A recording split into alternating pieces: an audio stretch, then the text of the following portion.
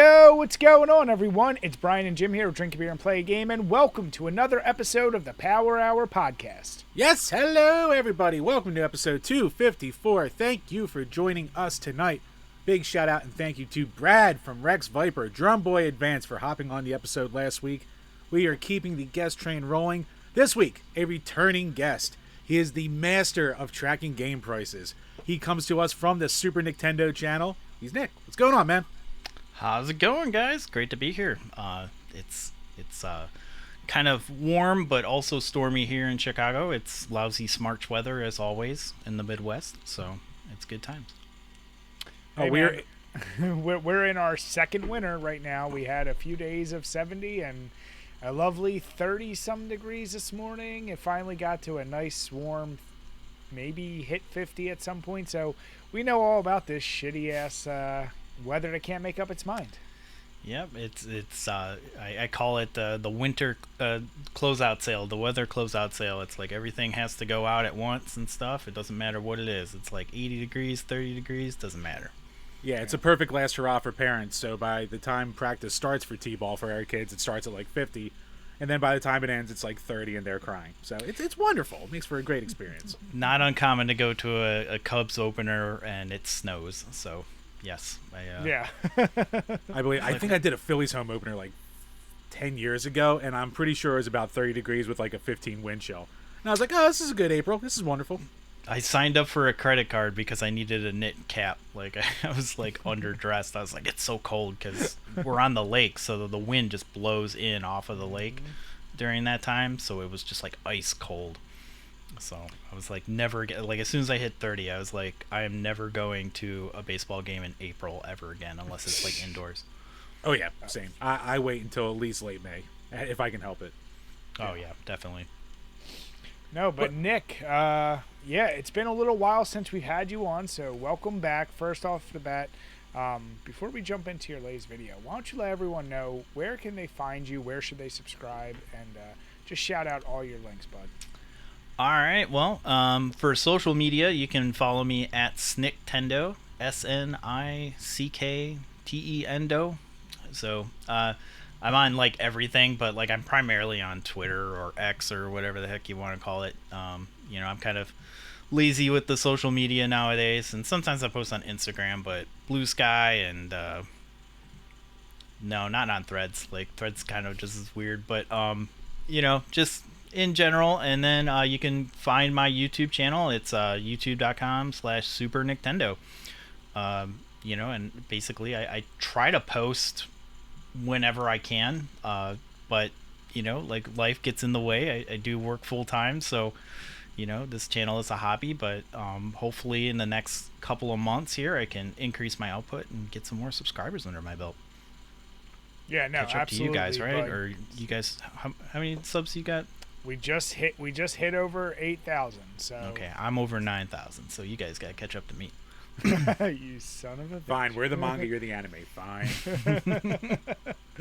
No, but speaking of catching up, dude, you just released a video and you put a ton of work into that thing. So why don't you let the people know what's that latest video all about? So one of the things that I really like to enjoy on my YouTube channel is data and price trends and everything. I first started working at a video game store called People Play Games in Chicago, and I thought it was fun to like look at like what was trending and stuff, like what games sold the most and all this other stuff. So when I created my YouTube channel, I was like, nobody really does that kind of thing, like how prices are affected, because sometimes like a game goes from like $20 and then like it goes to $100 seemingly overnight, and people are like, why did this game go too much? And like, so I thought that was a pretty cool thing to do. And I basically, what I did was I broke out with the how Metal Jesus Rocks affected retro video game prices, which caused quite a controversy at the time. Because I had like 200 subscribers at the time, so a lot of people were like, who the hell is this guy and why is he talking to me? So eventually, like, I evolved the series, and I had eventually like made it so that way like a specific system, and I put like 25 games on it because I did everything by hand. So I would try to like automate it as much as possible, but I was like punching in the numbers one by one. And I'm like, so it's always been like a dream, like a vision to expand it, because it's like, what would be cool like to find out like instead of just one system, I did like a whole bunch of systems. So for my New Year's resolution, I decided I was like, basically like I wanted to have a series where it's called Retronomics, and like I do price trends in video games. And one of the things about this is like since I can only do 25 at a time, like it doesn't really like have an impact. So it's like, oh yeah, 25 games and I'm picking which ones and stuff. So it's like it causes a lot of bias. So I'm like, well, wouldn't it be cool if like I got more systems and more games and do all this stuff. So I've been paying for Price Charting's data for a very long time, and I just never knew how to integrate that into software to check out like how the games are priced. So like I've been collecting the monthly price guides. So I was like, okay, like the 2020 price boom, like prices went through the roof. Like what caused that?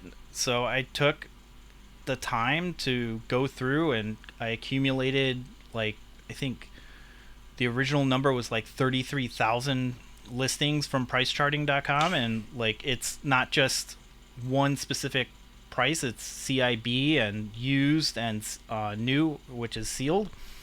And then like I cleaned up the data and I came up with like 23,000 prices across over 4 years. So like you have 1 million points of data because it's 48 months for each genre. So like loose, used, and new are all there. So you got 3 million some odd points of data and everything. So I put all that together and I was like, you know what? Like, yeah, it's just video games. Like, what if I took the trends from other things that also were popular during the 2020 price boom? Like Bitcoin, and like what is the inflation rate, what is used car prices, and all this other stuff. So like I went out and I researched the heck out of these prices and stuff, and I tried to like get it was hard to find some of the like the used car prices were kind of weird. Like when you start like actually like looking for data sets, like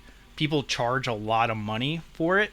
And so like I had to kind of like make sure that I like dug a little bit deeper, because sometimes like some of these sites, they're like, yeah, it's $140 for this data set, and I was like, it's just Bitcoin. And then you look at NASDAQ or Yahoo and they're like, you could just download it for free, like don't worry about it. So I took all that stuff, and the other motivation was because I want to be like a data analyst in my real job. And one of the things that is required is to know like how to do like basic data analysis, like getting things through a software. It's called Tableau. It's made by Salesforce. So I wanted to learn how to do that. So putting video game prices into a software that I need to learn for work was a pretty fun way to learn how to use the software effectively. So that way like I can go to my work and stuff and be like, here's what I did. And that's another side effect of it, is that during the same time that I was building this video, I built a whole data dashboard for work, which they were like, wow, you did this? And I was like, yeah. And then they're like, well, we can't really pay you. And I was like, oh, well then I guess I didn't create this database. Sorry. Well, that's so, yeah, so like once that gets all like that's another thing for another day. But so like I came out with this video and I researched the heck out of it, because one of the things too that like really changed, and I haven't really discussed it like really publicly, was I got recently diagnosed with ADHD in December. Like I had been just struggling with keeping focus, and like I was like, I keep getting told I'm smart, but like I can't really like convert and like stay focused for, enough to get like certain like simple tasks done. So, I got diagnosed and I got put on medication, and then like all of a sudden like all my organizational skills that I had built to avoid being on medication suddenly like clicked. And you know, so like I just like kept working at this, because now that I can actually like focus and not get frustrated when certain things don't go my way, like I can keep at it and like take a break or something like that and come back to it. So I started doing it in January. Like I had gotten pretty close starting in January, and I was like, okay, I have a plan to release like 20 videos or something like that of each individual console. And then once I get all of the individual consoles to go, then I'll make one accumulative video to lead all the way back to it. And I was like, okay, I'm going to start with the Virtual Boy, because that's 14 games and the system. Really easy to just like get a video out and get my feet wet. And like immediately after like I was started writing it, I was like, oh, I know like I'm gonna have to create the big video first, because it's very clear like where this is going. And as much as like I like collaborating with other YouTubers, I also just don't like it when some other people might see my idea and just like put two and two together and put like a video that might not be as detailed. But YouTube doesn't really care about detail when it comes to that stuff. They care about like how fast you can make out the video. So I had to keep it a secret for a while. But I put it together, and the first draft was like 8,000 words, and I looked at that and I was like, this is going to be like an hour and a half long video, and this is going to be a nightmare to edit. So I took it back and rewrote it. I cut it down to like I think 3,000 words or 4,000, and it came out to just under 30 minutes, 29 and some change. And I worked on that, and I did a lot of new things for this video too. Like I put in new graphs and charts and everything like that. Something that is pretty new to me, because I was like working with Tableau and I made all these charts and I couldn't export them to my video. Like I was like, oh, I'll just like record my screen and that'll be okay, and like I'll use it as like a PowerPoint because it has like these animations. And Tableau doesn't work that way. It's like the animations are when you change the filters and stuff, and it like does like this weird unnecessary motion, and I'm like, that's not exactly what I'm looking for. So basically I had to take screenshots of my charts in Tableau and then like plot them out in After Effects. So there's like 60 or something like that chart. So I spent like two or 3 days like just straight like just plotting those things out. And oh my god, yeah, I was like, I'm almost finished, and then like I would get to like a little part and I'm like, I haven't even made any progress on this video. So I finally like I told my wife, I was like on that Friday night before I launched the video the week before, and I was like, I need to like not work on this video for a weekend. Like I am driving myself crazy and stuff. I need to just like let it sit for a little bit and then come back. So I came back and I was like all excited. Like I made like a promo video and I was like, it's coming Wednesday, and then I went to hit render and it just didn't render. Like it kept then your computer exploded. Well, like that was the thing. I'm like, I sold off some of my video game collection to get a beefy computer with a 4090 and like a top of the line like Core i9 1300 series or 13,000 series, and like this it choked, and I was like, what is going on? Like there's no way. And it just turns out that because ADHD Nick built that workflow, there's a certain way that you have to like load the video and clips into the timeline. And so basically I had put an After Effects clip on one level, and then I would put like images, and then like down a level would be another After Effects, because like Adobe like will go one line and then come back down and stuff. That's how they render the video. And I didn't know that. So, it took me a little bit to figure it out because it was throwing errors too. And like I got a Sony A7S III and I was using a high-end codec because when you're shooting green screen and stuff, like having that detail like helps a lot with keying it out and everything. And Adobe After Effects just didn't like that video, and like it turned out that I had like one clip or something like that in one of my things, so I had to go back and like render and replace and do all this stuff, and then eventually it did it, because this computer can render a 30-minute video in like 2 minutes. So I'm like, there shouldn't be any problem. Yeah. So lesson for next time. And like also I now have figured out how to get the charts to like export properly, so that way I can actually animate them a little bit more efficiently in After Effects. So hopefully. But yeah, the video went over pretty well. There were like maybe there's like one complaint about the video, but otherwise like everybody seemed to like it. So is it because you only did 48 systems and not the full 50? Some people had issues with the charting price. Like I think that was the thing too. I was like, I came out with like 23,000 prices, and that didn't seem to be as impressive, I guess. But some people were like, well, it's price charting. You can't trust the prices and everything. I was like, well, I'm not saying how much games cost. I'm just saying like I'm doing the price trends. Like it doesn't matter if a game is $100 or $50. If it increased 20%, it's still going to show up on the chart. Like it doesn't matter what the price is. And like the more data that you get, the less likely like outliers are supposed to go, because that was another issue is that I ran into. Like the first pass through, I had made sure to get rid of any game that didn't have a price in the CIB category before January 2020. So like if it had 0 starting in January 2020, I excluded it. And that excludes like the new and the loose of the same game.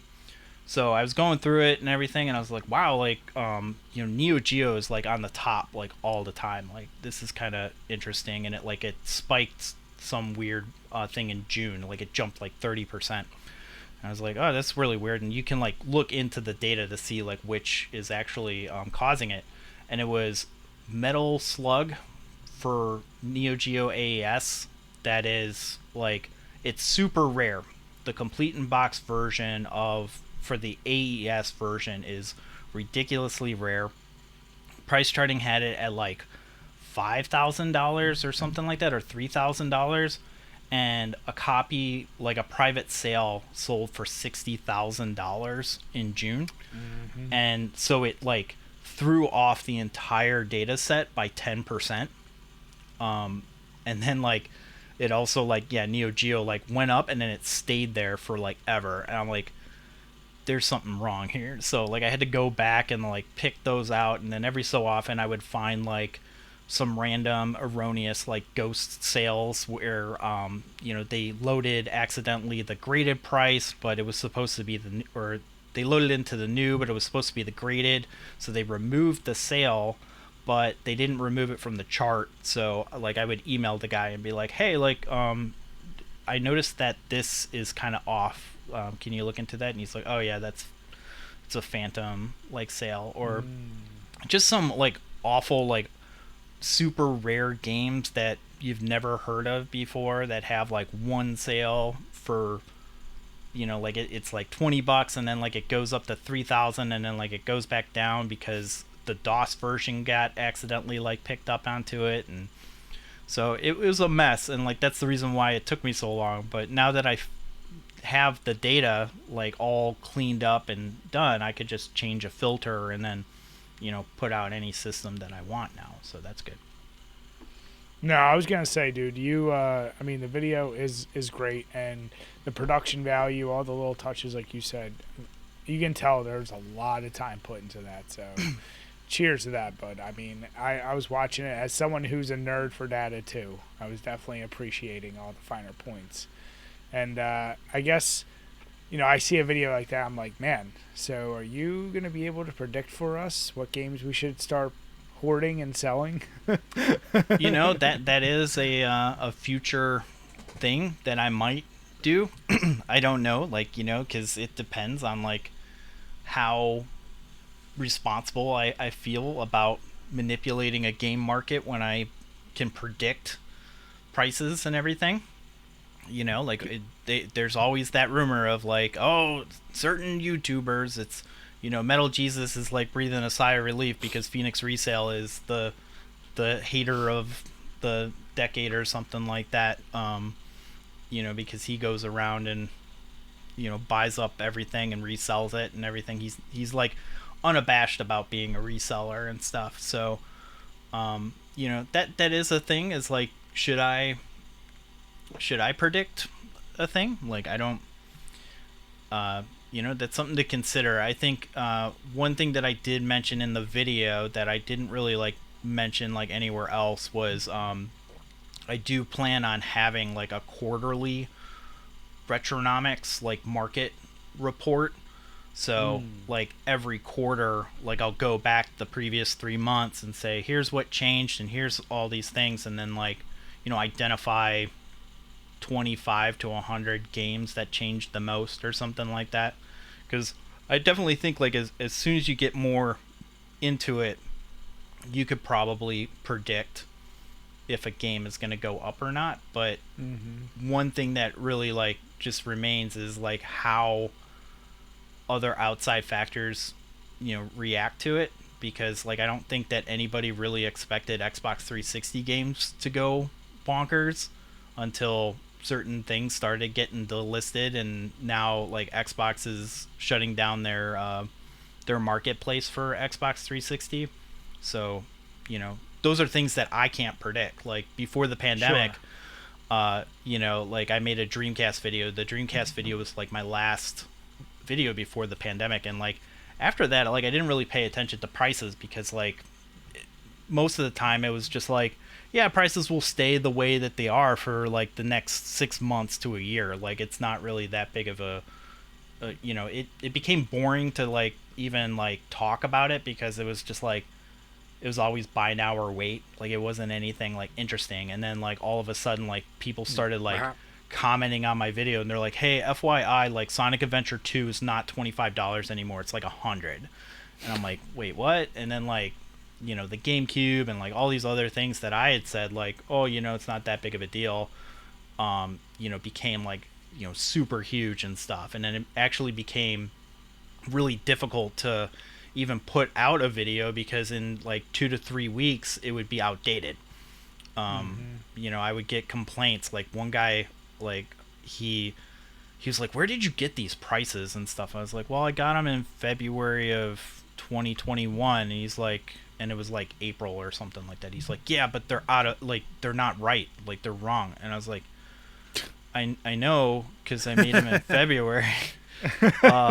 And he's like, no, you don't understand. I don't understand where you got that. I was like, I got it for price charting. If you go back a little bit, you can plot and see where that price was and stuff. Maybe it's a little bit off, because they do change their prices every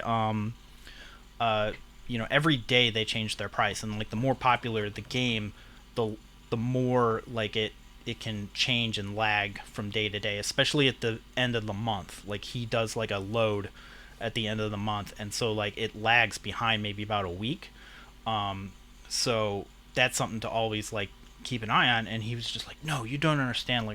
I was like, okay, fine, whatever. So then the next episode I made, I was like, hey, FYI, the prices are accurate as in the published data, the thing. So if you're asking in year in the future and you ask where I got my prices from, I got them from the past. So thing. And the guy had seen the video. He's like, if that's about me, I'm just saying that your price is wrong.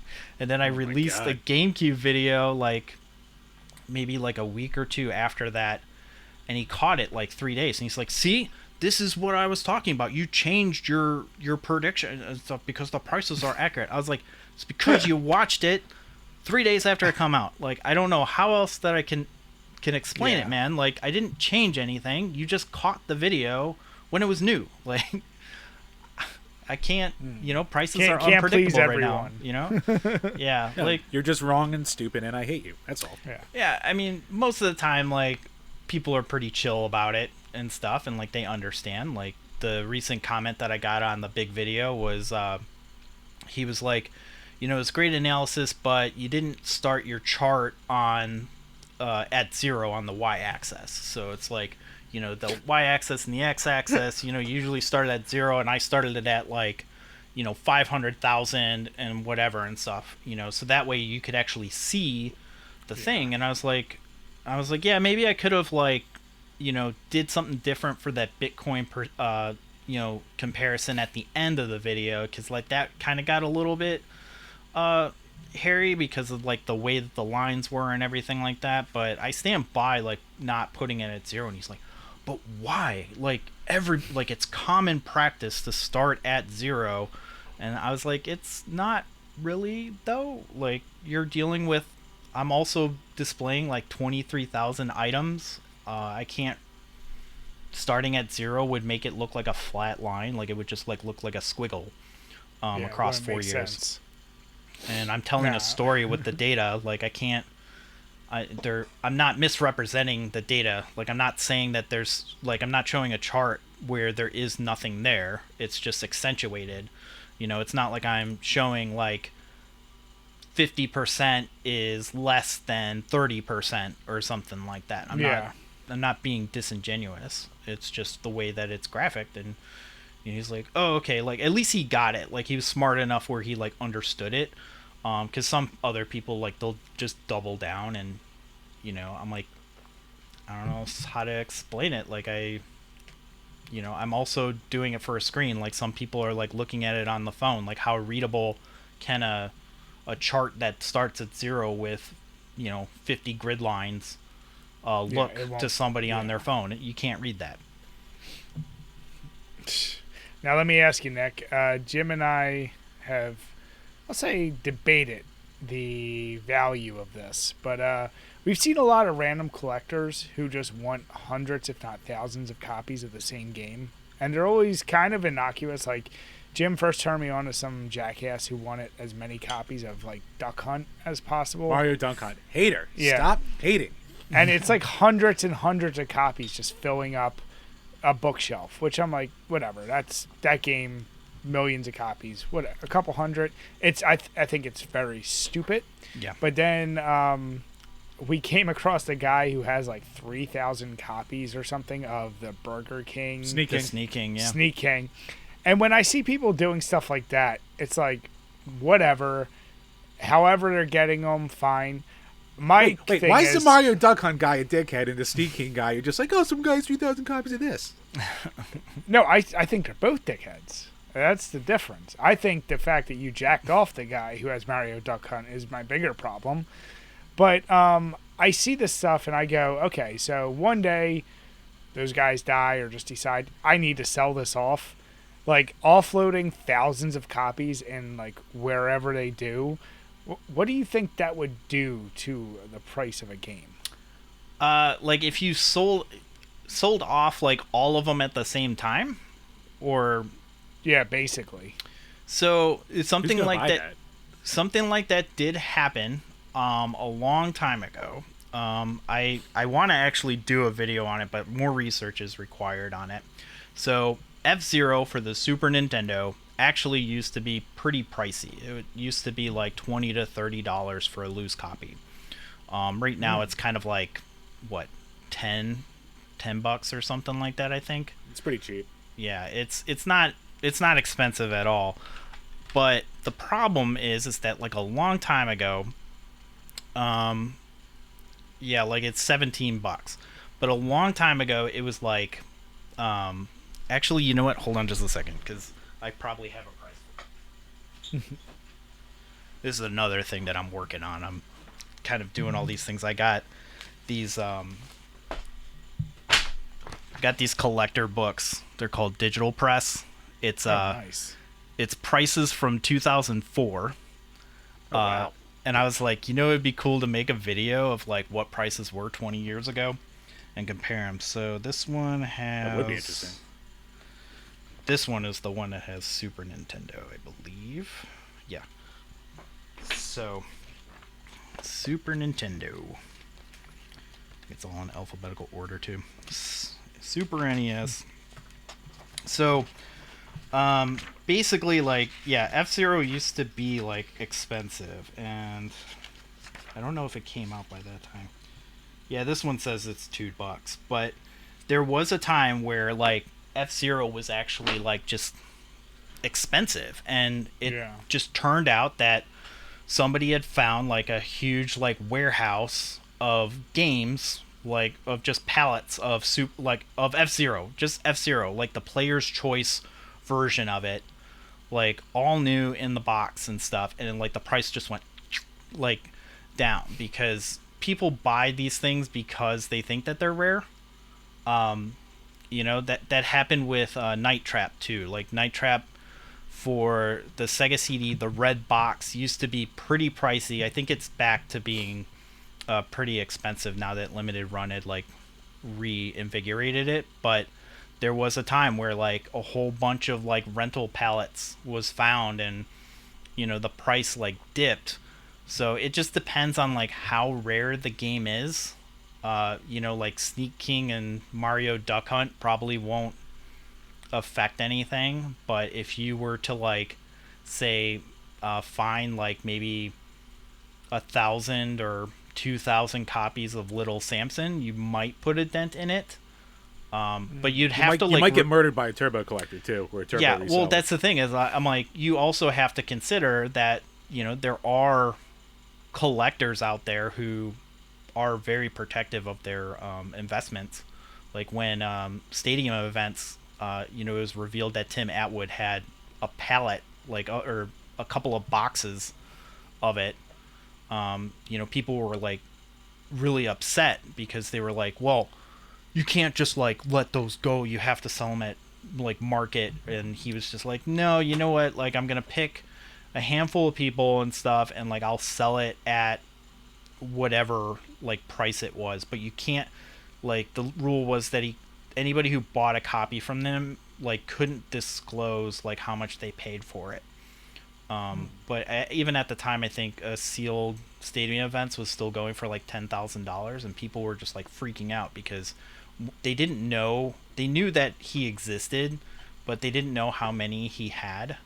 And like he had just showed like a pallet or like a seal, because they used to come in like boxes of like 10 or something. I can't remember, but he had like a box of like all the, and then like he showed like he had like a whole like warehouse of just like NES games that were in these boxes because he was old enough to like buy them as like stores were like clearing out their stock.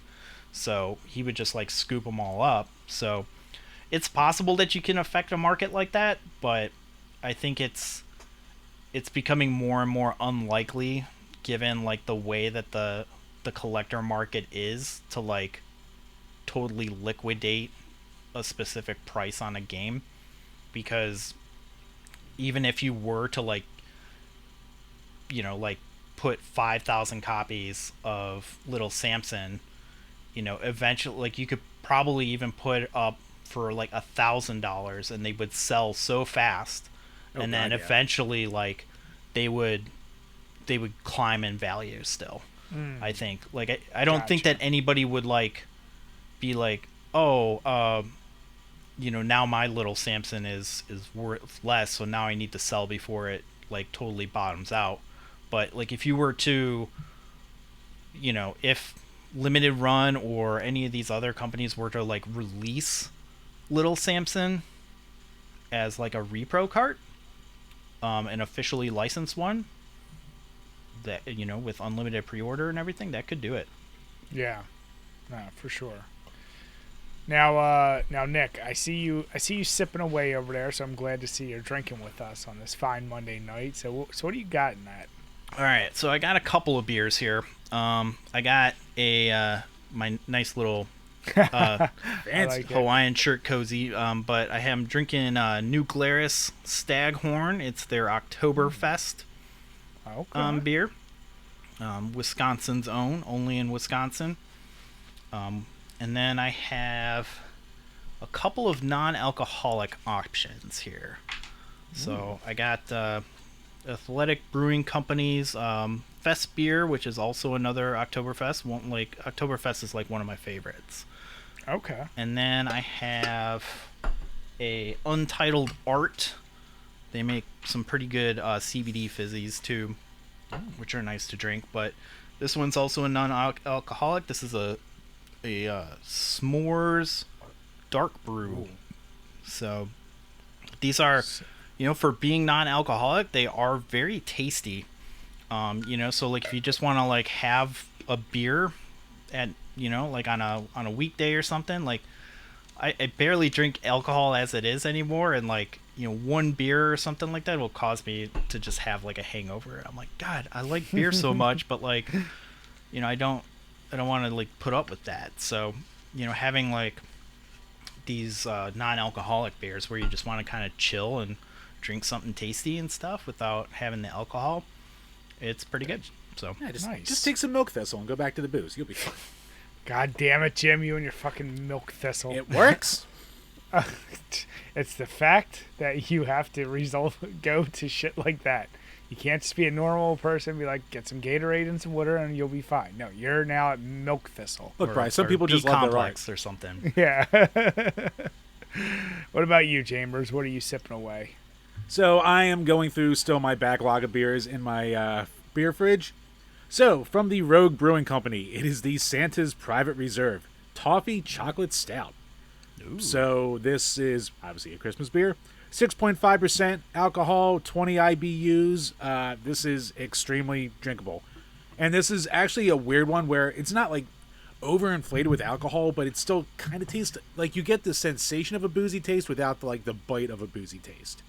If that makes, like, craft beer drinkers will know what I'm talking about. Because sometimes if you just have a really boozy beer, you're just like, oh. Yeah, but, like it makes you shudder because it's like it's really thick. It's almost like syrup too. Right, exactly. Mm-hmm. So this gives you like all the flavor profiles of that without the bite and without like the over sweet syrupiness of it too. So it's an interesting one, but pretty damn good. And then I just have a couple silver bullets to wash it down later. I like how companies are starting to make the English milds too. Like those are they're so flavorful and like they don't have that much alcohol in them and everything. So like I can knock 3 or 4 back and stuff and just chill and have a good time when I'm out. So yeah, the milds and even the strongs are a style you don't see often, but when I do, I always pick them up because it's a nice little break from every other style you're gonna try. Yeah, it's super tasty. But yeah, I actually decided to go out. I was like, what? Even though I still have a backlog like Jim, I decided let me go out and grab a spring beer and locally brewed. We got Yingling, but it's their Bock beer, which I'm a huge fan of Bocks. You can't really go wrong with a good German style like that. Unfortunately, they don't have the percentage on here. Now I know most Bocks tend to float around 6%, and I'm working on my 4th one right now, and I can say I'm feeling it. It feels pretty good. 4th one, but what the hell? Yeah, here's a problem with Bocks. They're springtime beers. They're dark, but man, they go down smooth as hell, and they're kind of like an Oktoberfest, where you get a lot of malt, a little bit of like a bready flavor, but they're just a little bit lighter. They sit really light. So if you're lucky enough to get this around you, the Yingling Bock, I would highly, highly recommend it. Now, Nick, you obviously you've been putting all your effort into that video, and I know you're busy with a lot of things, but have you had any time to game this past week or so? I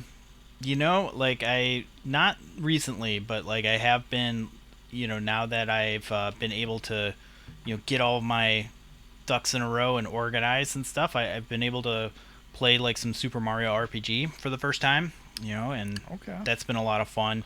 It's like for the Switch, like I've been playing it on the Switch, like the remastered version, and it's definitely easier than the Super Nintendo version. I noticed that like I don't get like killed so easily. I heard that a lot.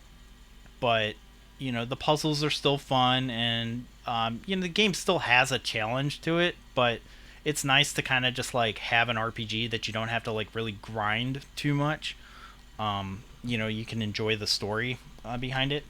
So I've been playing that, and then I finally like dusted off my PlayStation VR 2 and played some Pistol Whip.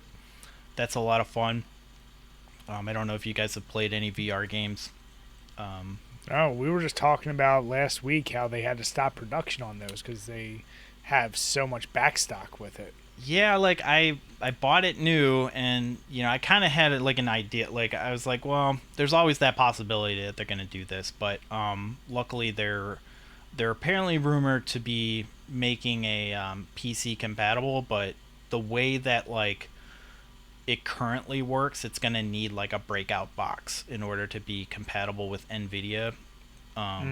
Because like right now, like there's a collective that's hacked it already to get it to work on PC because it's just a USB-C connection. But it's only available for like specific AMD cards, and I don't think that they got the controllers to work, and it's a whole to do. But like Sony has like signaled that they're gonna do it on PC, and since I got a nice little beefy box and stuff like that, I can I can put away my old Samsung Odyssey that's kind of been used, but it's still pretty good. It's the Windows Mixed Reality set. Yeah, I enjoy VR. Nice. It's good times. Nick's cornering the market by being the only person we know with a PSVR 2. Yeah. People were like, "Oh, you're gonna." I was like, "Listen, I don't buy things just to have like clout. I don't buy things for clout, like, and just because somebody else has it. Like, I buy it because I think that's gonna be fun. And if I think that $500 for PSVR for a nice headset that does eye tracking and all these other cool things is a good enough proposition for a value of time, then I'll do it. Same thing with Hell like yeah. I got the Playdate and the Atari VCS, and I got a Jaguar and a Lynx and stuff. Like, I like what I like. So, Hell yeah. Nice. Now, what about you, Chambers? What you been up to this past week? So I mentioned it. Actually, we just recorded a bonus episode last week, so that'll be on the lookout for that. It'll be coming soon. I mentioned it there, but I'll mention it here again. I've been playing Attack of the Karens on Nintendo Switch. So this is we get codes from here and there, so I'm trying to like give back to them, especially since it's tough to have time to make full videos on these things anymore. So yeah, it's a side-scrolling shoot 'em up, and basically the story is Karens get mutated into these big cyber monsters, and they're taking over these different parts of the town, and yeah. As the levels go on, they get harder and harder, and one of the gimmicks is the fact that the order of the Karens and the stages get switched up every single time. So it's almost rogue-lite in that way, and then there's a final fifth stage, which I am not good enough to get to yet. But yeah, I'm actually really shocked by how fun and solid it is. It has a very fair progression tree with upgrades. The graphics are very simple. I'm trying to remember like what it reminds me of, because it's really just like dull grays, greens, and like purple, and that's kind of it. So it's almost like playing like a Game Boy enhanced game on a Game Boy Color while being less colorful. It's weird, but the music's pretty damn good in it. The controls fine, and the upgrade system is pretty fun. So yeah, it's a solid game, especially for $5. I'll have to check it out. Nice.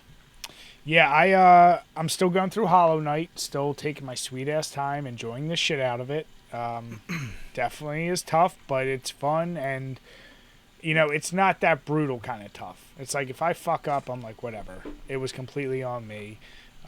So I'm waiting for it to maybe have a turn where it becomes unbearably tough, like some people have suggested. But so far, I'm enjoying that, and I've returned back to Duke Nukem Forever to finish off that franchise, and I'm starting to see the problems. I think previously I was like, I don't get it. Like, what are people having issues with this game? I mean, it's what you would expect from a Duke Nukem.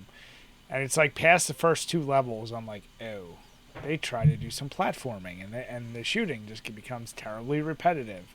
and the graphics are like dark and muddy unnecessarily for a generation where you can have good looking graphics. So I'm going through it. I'm not completely hating on it, but I can see where people were starting to have issues with it. So we'll see. We'll see what comes from it. I mean, I didn't expect anything great, but speaking of not expecting great, so this week I'm gonna knock on wood. By the time you're watching this, it may have already happened.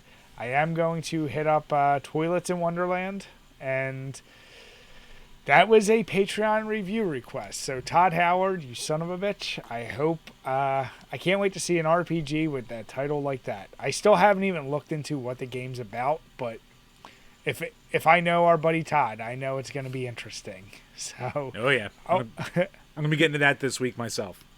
Yeah. So with that, Chambers, what questions do we have from our patrons this week? Patreon.com/DrinkABeerandPlayAGame. Where for as little as $2 a month, you can ask a question that we'll answer on each and every single one of these Power Hour podcasts. First up from Burn Retinas.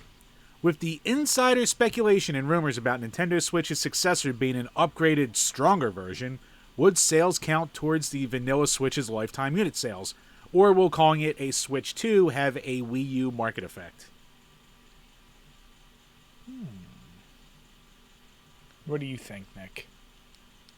Well, it just depends on whether or not the Switch 2 is compatible with Switch games. That's going to be the biggest factor about it. You know, I don't.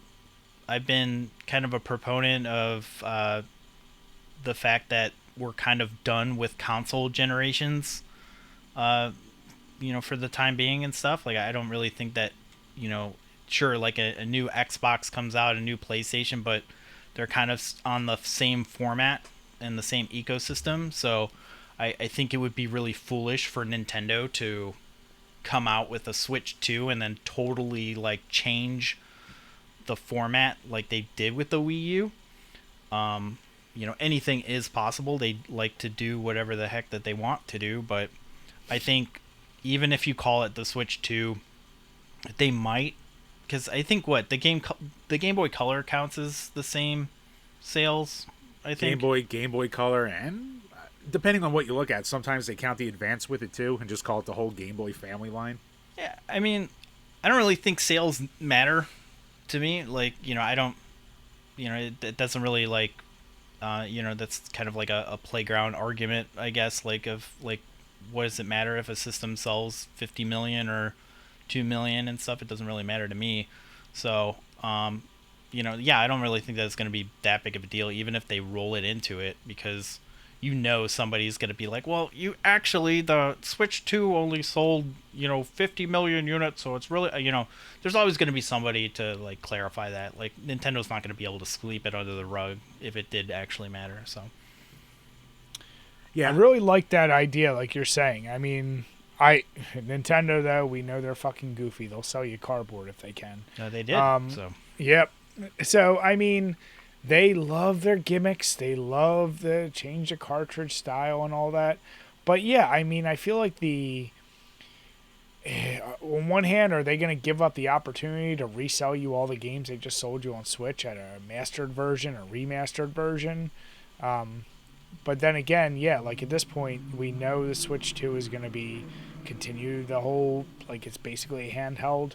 I think of the cartridge-based things, the little SD style cards are perfect.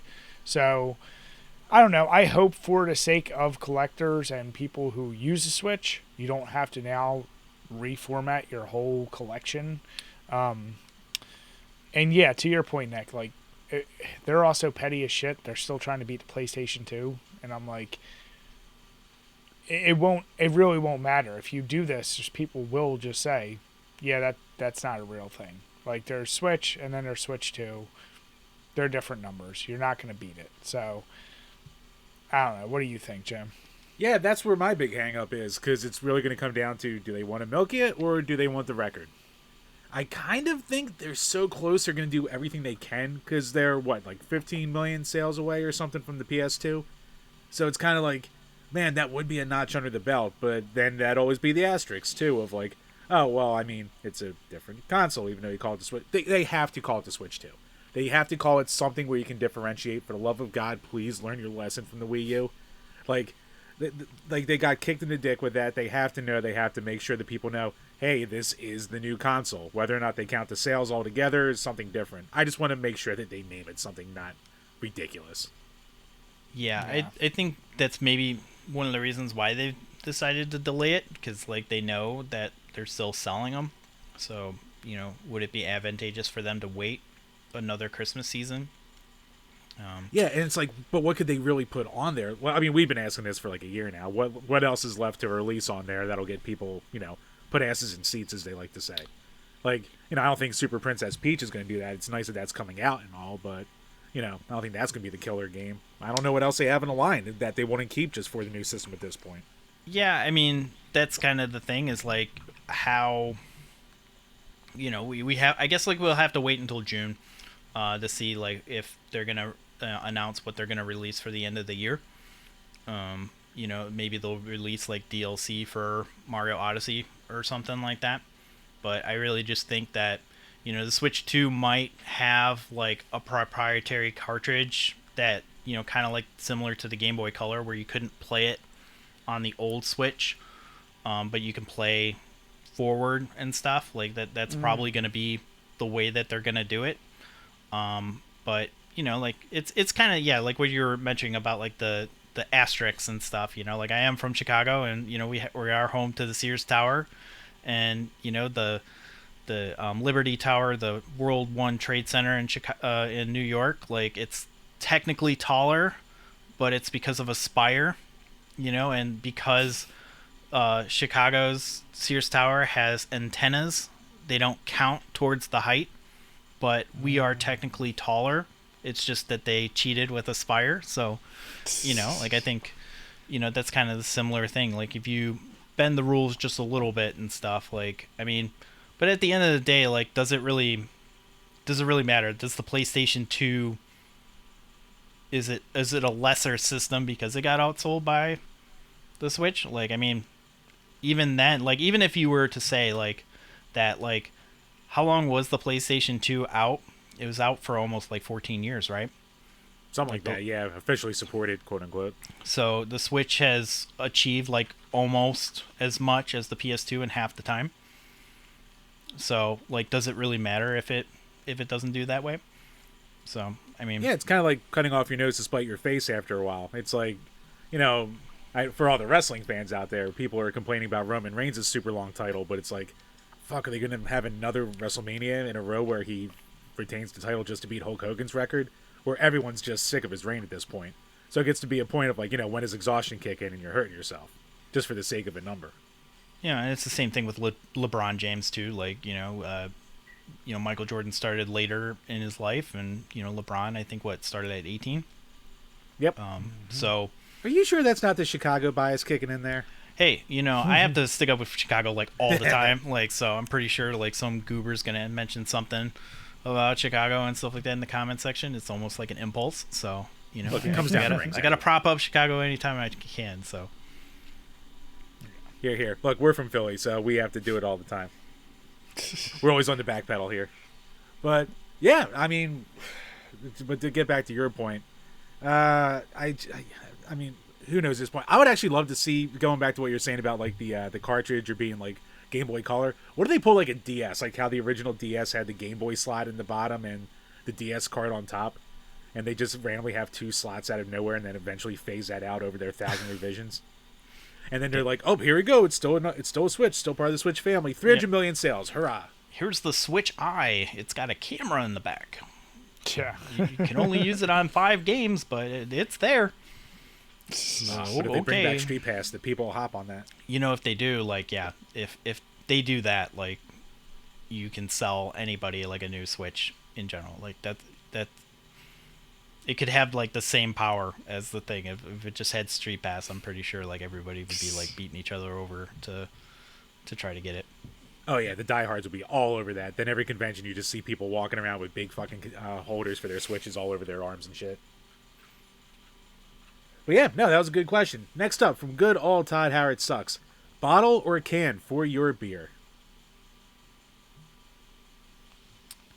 really depends. Like nowadays it really doesn't matter because they have like those linings and stuff like that into it. So, um, I used to matter about that, but like as long as it's cold and it tastes good, who cares?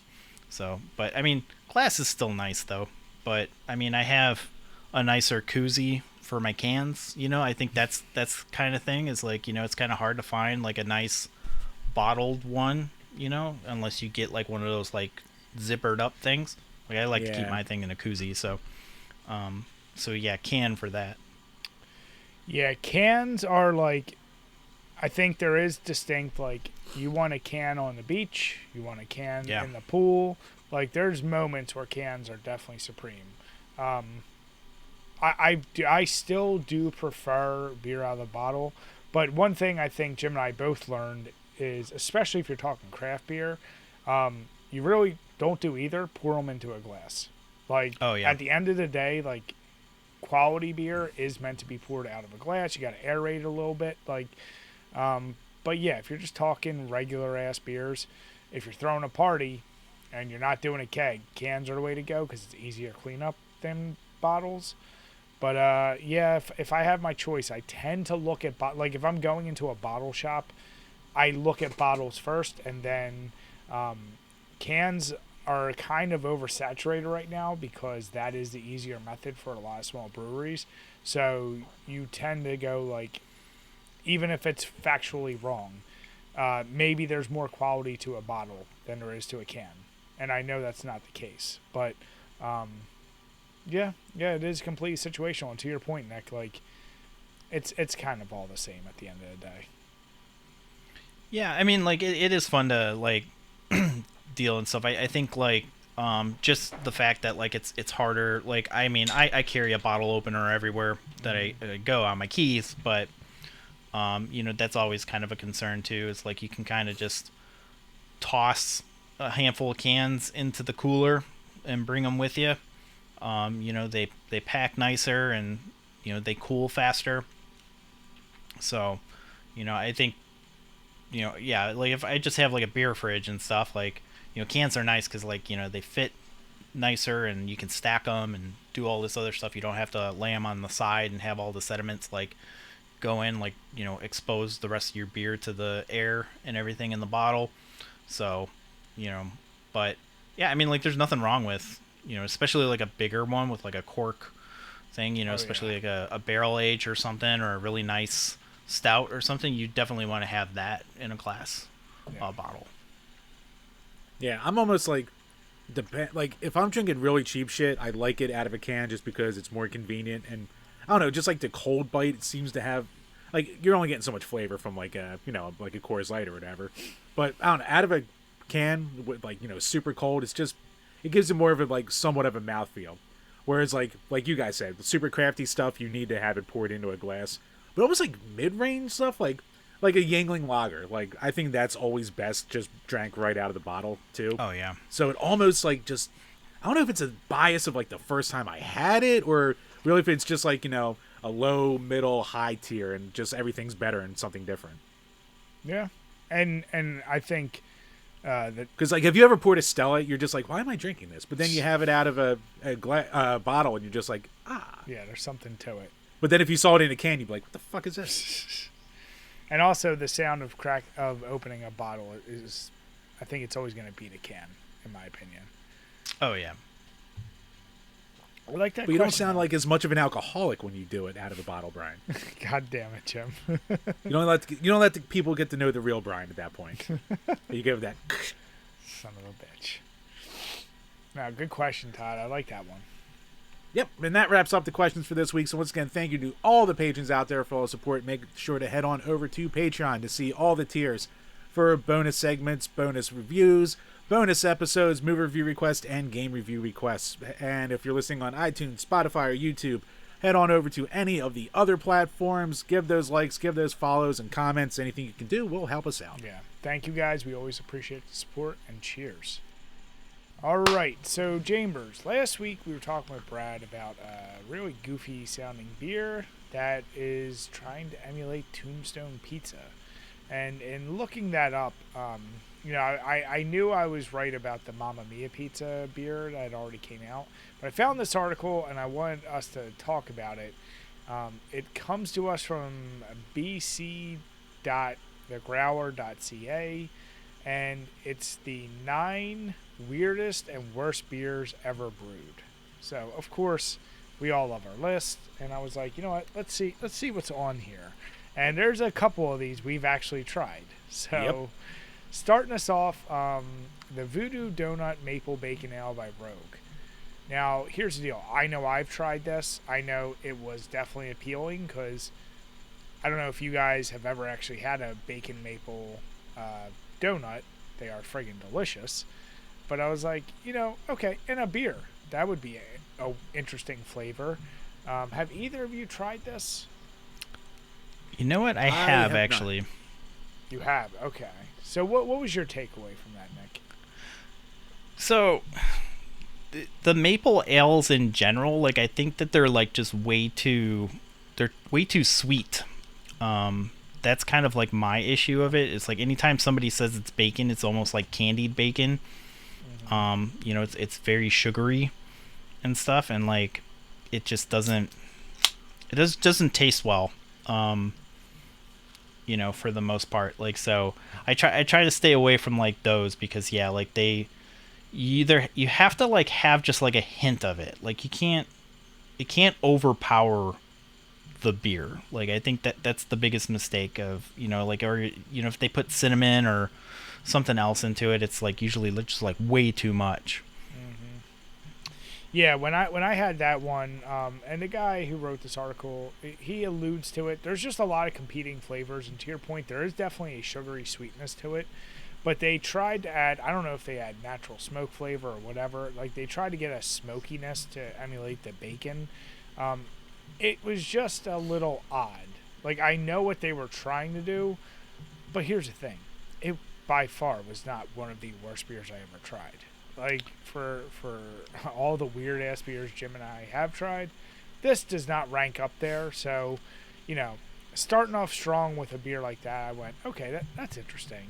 The next one I never even heard of. There's Spaghetti Goes by Weldworks Brewing, who they basically described themselves, the company that made this, said, we wanted to evoke vitriolic reactions from the Reinheitsgebot purist, which is the German purity laws for brewing beer. And according to this guy, it basically tastes like carbonated V8.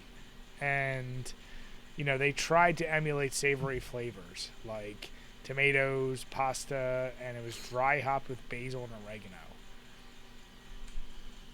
I mean, I don't need spaghetti in a bottle. And Goes is a weird style to begin with because it's like slightly sour. So I don't know how that would taste, but I can't imagine it would be very good.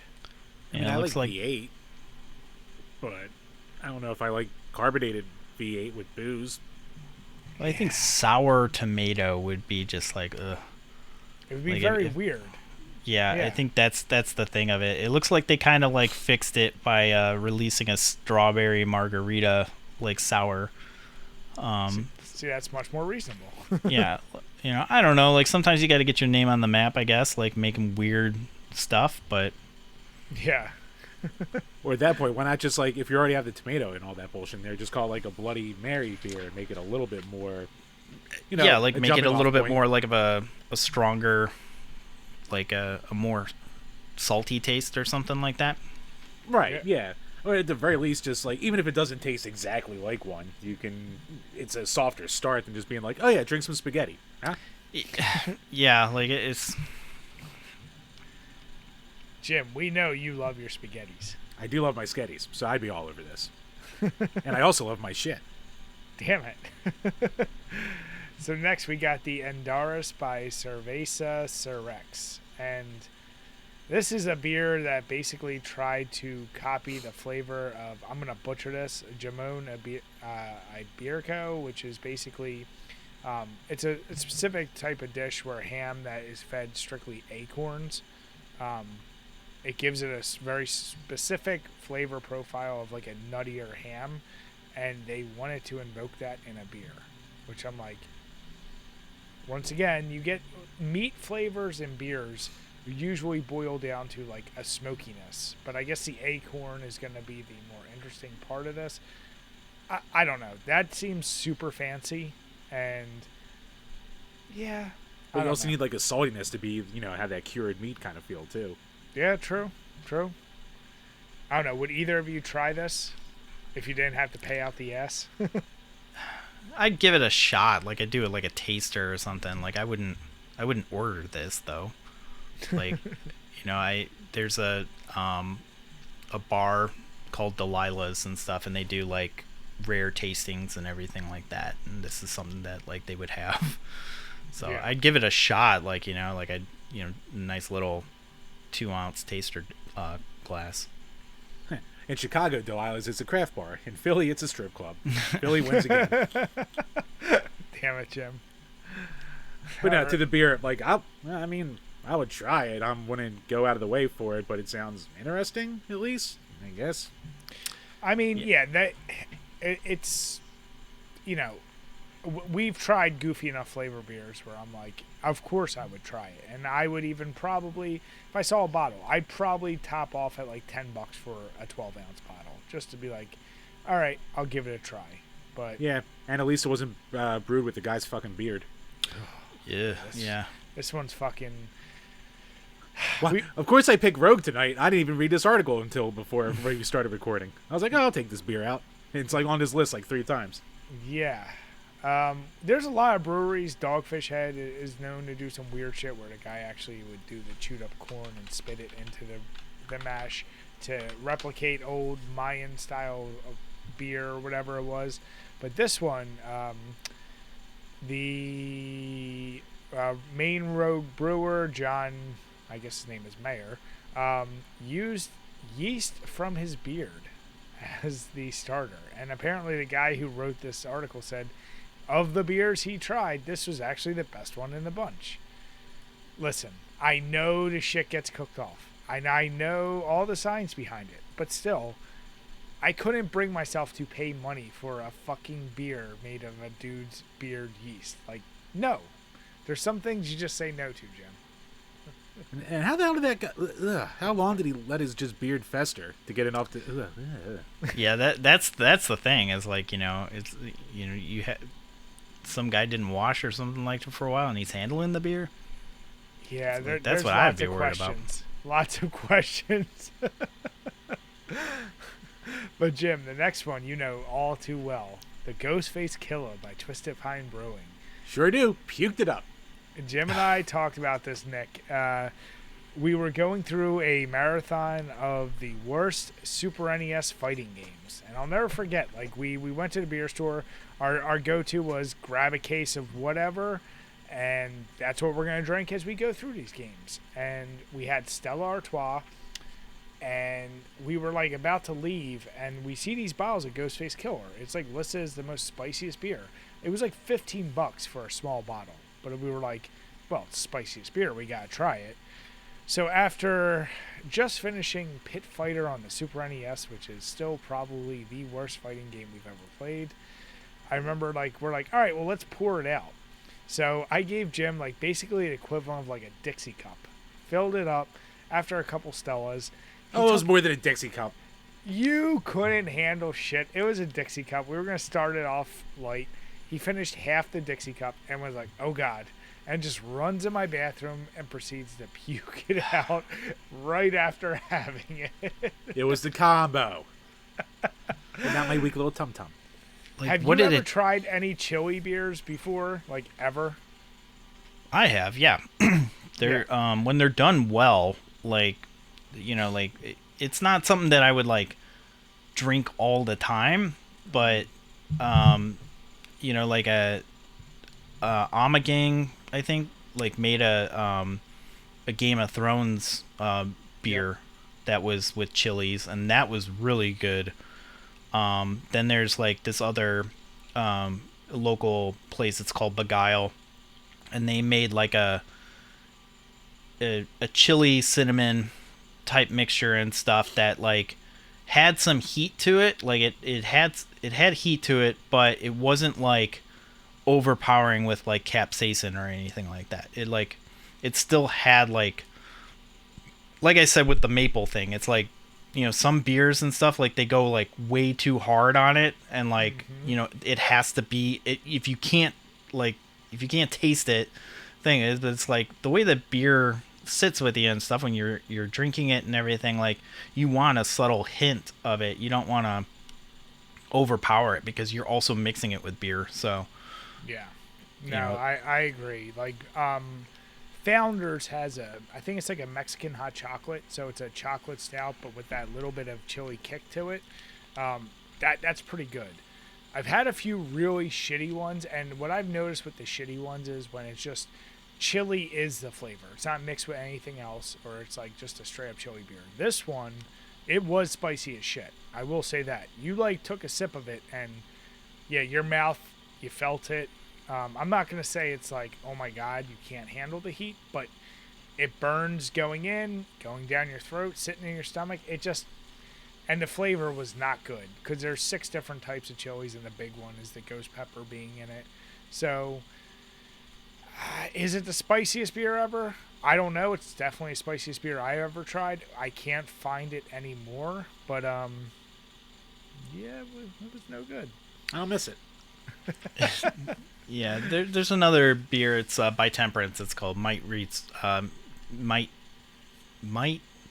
Right. And they do like a barrel aged series and stuff. And like one of them is like a Mexican hot chocolate. Yeah. And like it is so good because it's like it's got like a little bit of mint in there and everything, and like it's still got a kick to it. But yeah, it has to have like that subtle flavor. Like I mean, if you're just pouring stuff into it, like it just doesn't work. The next one, though, is one, even though I'll try a lot of shit, a Rocky Mountain Oyster Stout by Wyncope Brewing. And for anyone who's not in the know, Rocky Mountain Oysters refer to testicles. Right, drink the balls. I don't even like oyster stouts, which, they use real oysters, and it gives a kind of a brine to a stout. It's a very odd sensation. I'm not going to say it's the worst, but it's still something I'm not a big fan of. So these guys took it to the next step and decided to brew it with good old bull testicles. Yeah, I don't need to try it. I mean, oyster stouts, like, they always have that brininess, almost like a little bit of sandiness in there. Like, you get that little weird, like, you're swimming in an ocean kind of crunch.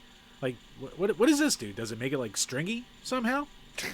Give you that real mouthfeel, that visceral feel? Damn it, Jim. See, that's the thing is, like, we went to this brewery, like, 2 years ago, and I don't even think that this is on the menu. But if it was, would you try it? I'd give it a try. Like, it's, I don't know, like, an oyster stout doesn't sound too appealing either.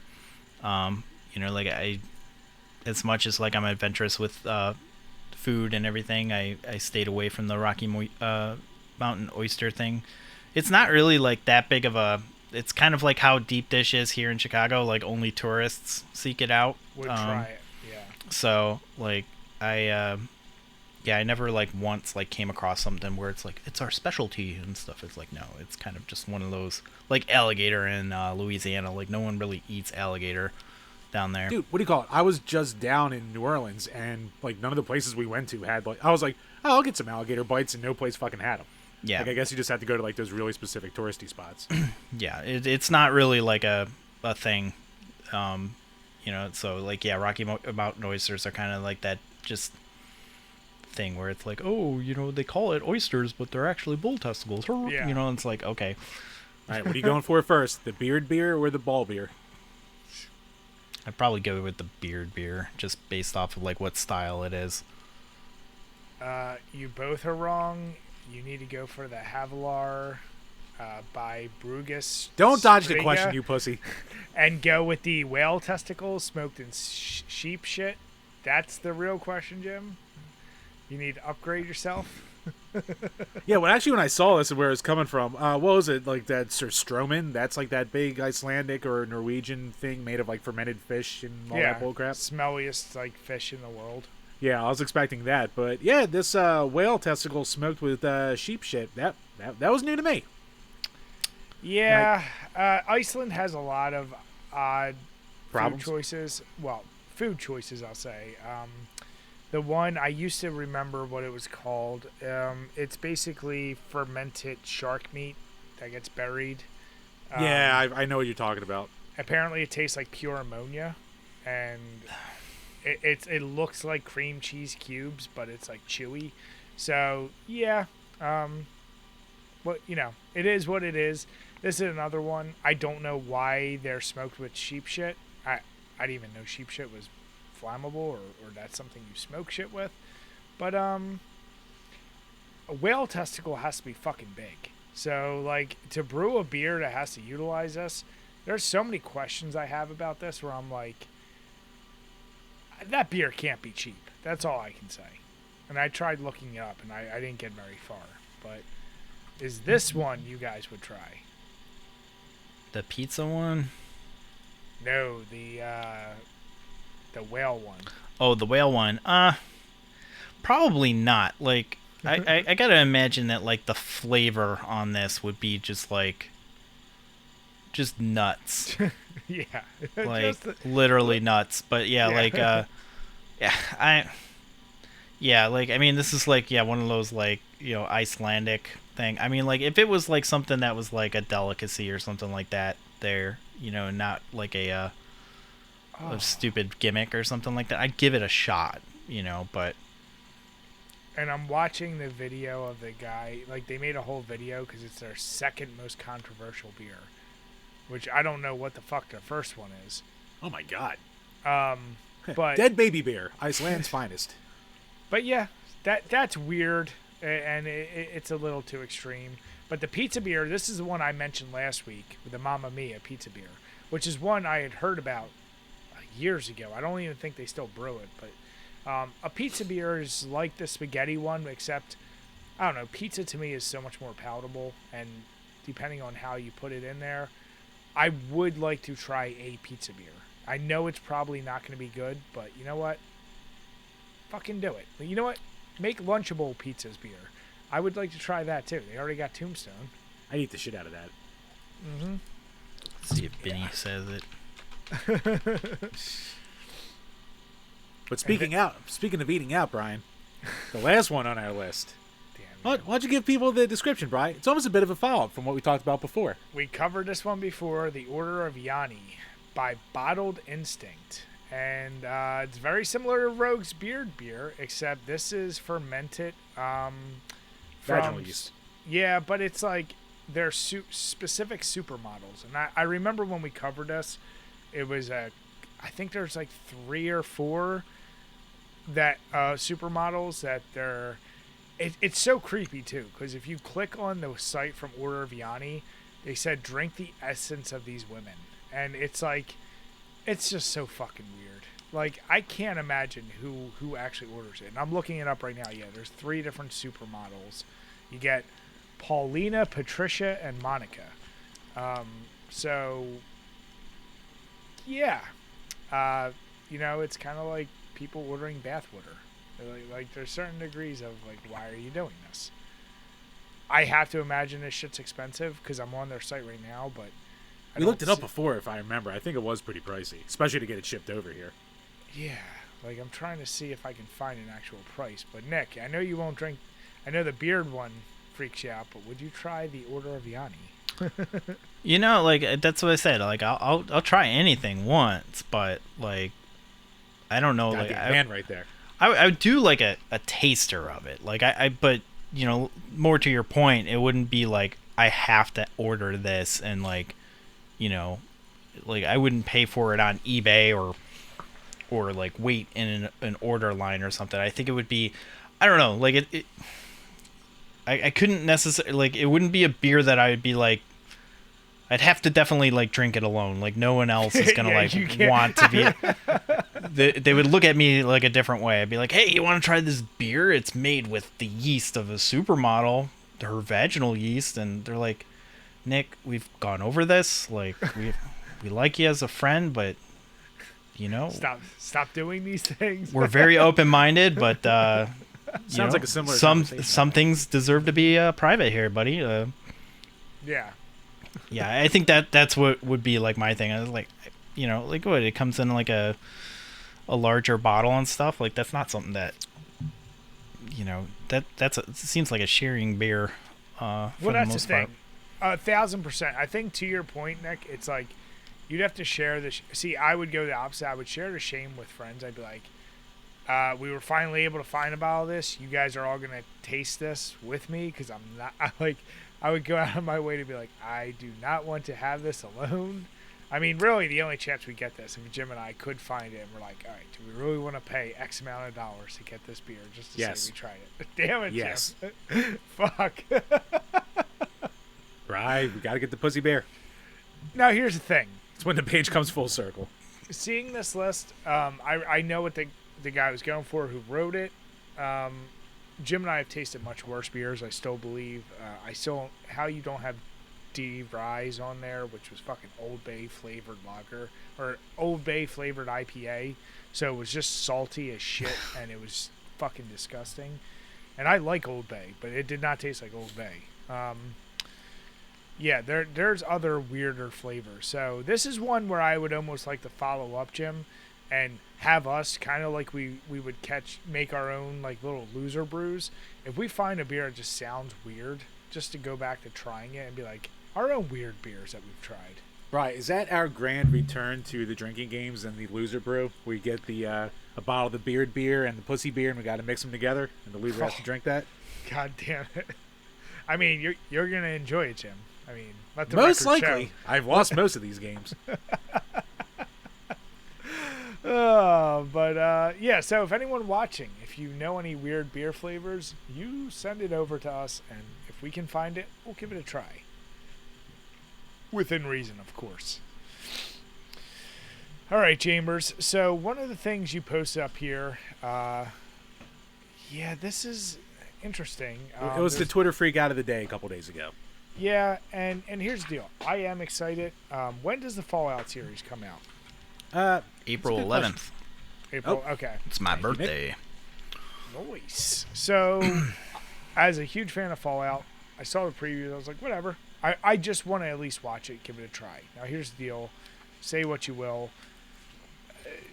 I don't know what people expect from video game related shows, but the clip that I won't have the audio as we're talking, but I have it playing right now already. This came to us from Fallout Films, and it was just a little clip of the main girl talking to, what's his name, Walton Goggins, who's playing a what the fuck are those things called again? He's like a ghoul sheriff. Ghoul, yeah.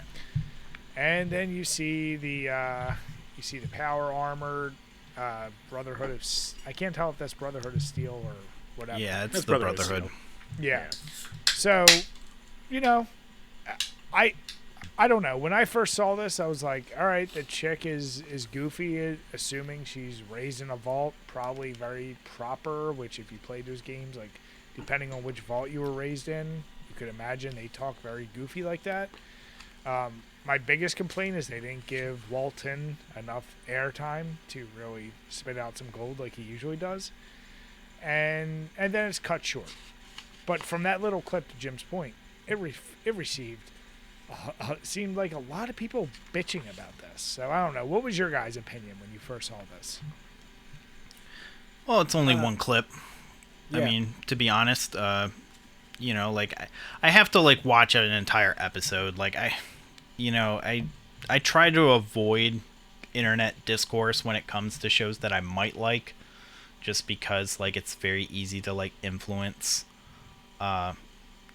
public opinion and stuff, and then it turns out like, oh, this was overblown, or like it was so good on the internet, but then when I watched it, it was stupid, so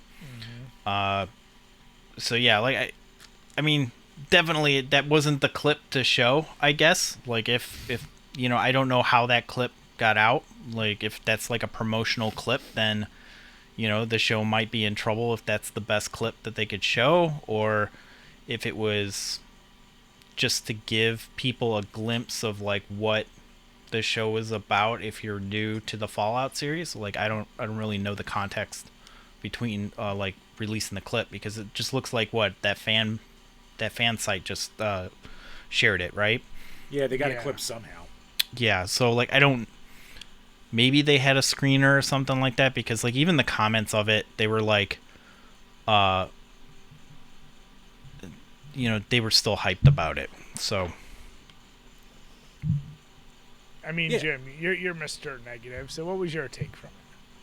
I mean, I didn't hate it. I was like, all right, yeah, it's what you said. It's like, all right, maybe she's coming from some weird, like, super prim and proper vault. And, like, a lot of the comments are in there bitching, like, well, I've played every Fallout, and, no one talks like this. And it's like, all right, fine, which kind of leads into, like, the article after it from Niche Gamer where the director is, like, I mean, they take the clip out of context a little bit for, the spicy headline. But he's like, you have to make a series that, he's like, I'm a fan of the games. I'm making a series I think I'm going to be proud of. But, trying to please every fan is a fool's errand because you're not going to please everybody. So, people were bitching about the Brotherhood of Steel, like the guy flying around in that and how clunky it looked. But it's like, I don't know, it's a dystopian future in a big fucking honking outfit. Like, maybe it would be clunky to fly around in. So I can't bring myself to hate it after like a minute and a half clip. It seemed like everyone's like, oh, they were talking so Reddit in this, and it's like, I guess like it has a little bit of that like Joss Whedon Marvelitis to it, which I'm pretty sick of at this point, but I can't like write off a series completely. Amazon doesn't have a great track record so far with their adaptations, so I don't have a ton of confidence either. But it has the look down at the very least. At least it looks like what it's supposed to be. It's not like the flood in that fucking Halo series. yeah, I think like you have to like watch it just to see like what it is and everything. Like I don't think you really can judge a book by its cover in that sense. But I do think that it's kind of like telling of like how these shows are actually produced nowadays. Like it's you look at the specifically like one thing that like dialogue aside, you look at like how Jesus like the freaking didn't mute and just blasted in my ears.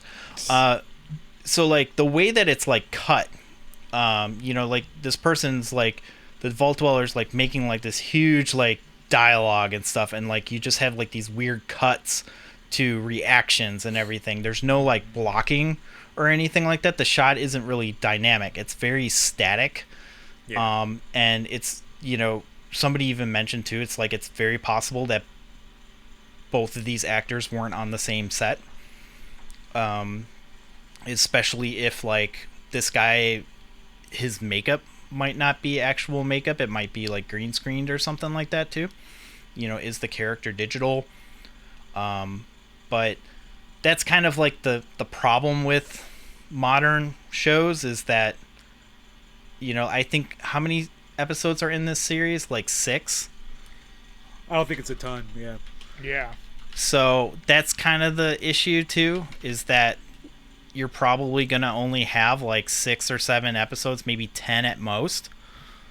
So like how are you going to fit like a whole bunch of like lore to somebody who isn't familiar with the show without having these like weird like speeches where they kind of just like explain what's going on the show, and it becomes very clunky.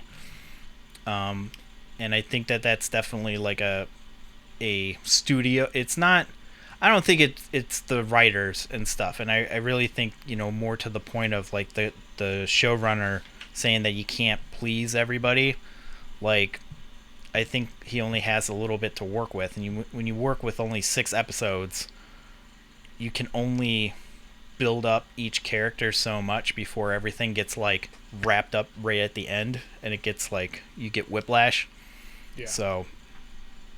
And yeah, maybe that's supposed to be like a comedy scene, which going juxtaposed with the world around it. Which I guess if that's what it's going for, then I mean I didn't laugh. I was just kind of like, okay. So I don't know. It like Bryce said, it's a really weird clip to throw out there, but maybe that's the only clip they were given. I don't know. Yeah. To the next point, I'll watch it. We'll see what actually comes out of it. I think there's some people that thought Fallout, and you're like, ooh, I want to see it be very dystopian and dark. whatever. And yeah, they're shooting it very polished. Call it the Whedon effect. Call it. I mean, I feel like it looks like the Mandalorian. I got that Disney effect from it, where I'm like, okay, whatever. Let's just see what it is. Let's see how they introduce the lore that we enjoy, and the creatures and the all the little pieces. And they do it well. Great. When they introduce like super mutants, is it just gonna be a CGI mess, or are they gonna put a little bit of effort into it? I don't know. We'll see. Right. Yeah. I think the problem stems from all the DEI that they threw into the Writers Guild of this one. Because, as we all know, Gamergate is back, baby! Whoa. It's a 10-year cycle. Yeah, they're Can I just rebooting say- it. They're rebooting it. From all the articles about what we're about to talk about, I had to look up. I was like, what the fuck is DEI? They're mentioning it from the beginning. They didn't do it correctly and show an acronym and do it right. Like when you write a paper, I was like, the fuck is this? And I was like, oh, okay. Diversity, equality, inclusiveness, Brian. Get on the ball, bitch. But yes, get your grifting on, get your slur book out, because we are back, baby. I just definitely think that this is a symptom though of we'll get into more of that topic a little bit, but this particular series, like the Halo series and other things. I just watched a video by Drew Gooden about the Avatar, The Last Airbender on Netflix. I hear that's a disaster. And he kind of hit the nail on the head about it. It's you're rewriting a show for how many long episodes? I think that's the thing is Avatar, Last Airbender on Netflix had how many episodes does it have? Yeah. Barely anything. If you 8 episodes. So how are you gonna condense all those episodes into even if it's 40 minutes, 50 minutes, an hour or something like that? You can't really have people care about these characters and stuff if you're watching one episode back to back and you're trying to cram everything in all at once. A writer that I follow, he was talking about how Lost, each season has 22 episodes. Yeah. So you can have a random storyline of some secondary character, and it matters because you know who the character is and stuff. You have room for it to breathe and everything. Plot lines can actually lead up to it. But the Avatar thing, I've never seen the series, so I was just taking his word for it. But he was Aang finds out that his whole Airbender tribe had been decimated after 100 years of being frozen in this block in the cartoon, and he goes Super Saiyan and everything, and he gets super mad. But in the Netflix series, it's explained by the waterbender shaman, to him. They're oh yeah, by the way, here's all this stuff, and it's essentially she's just reading it to him, so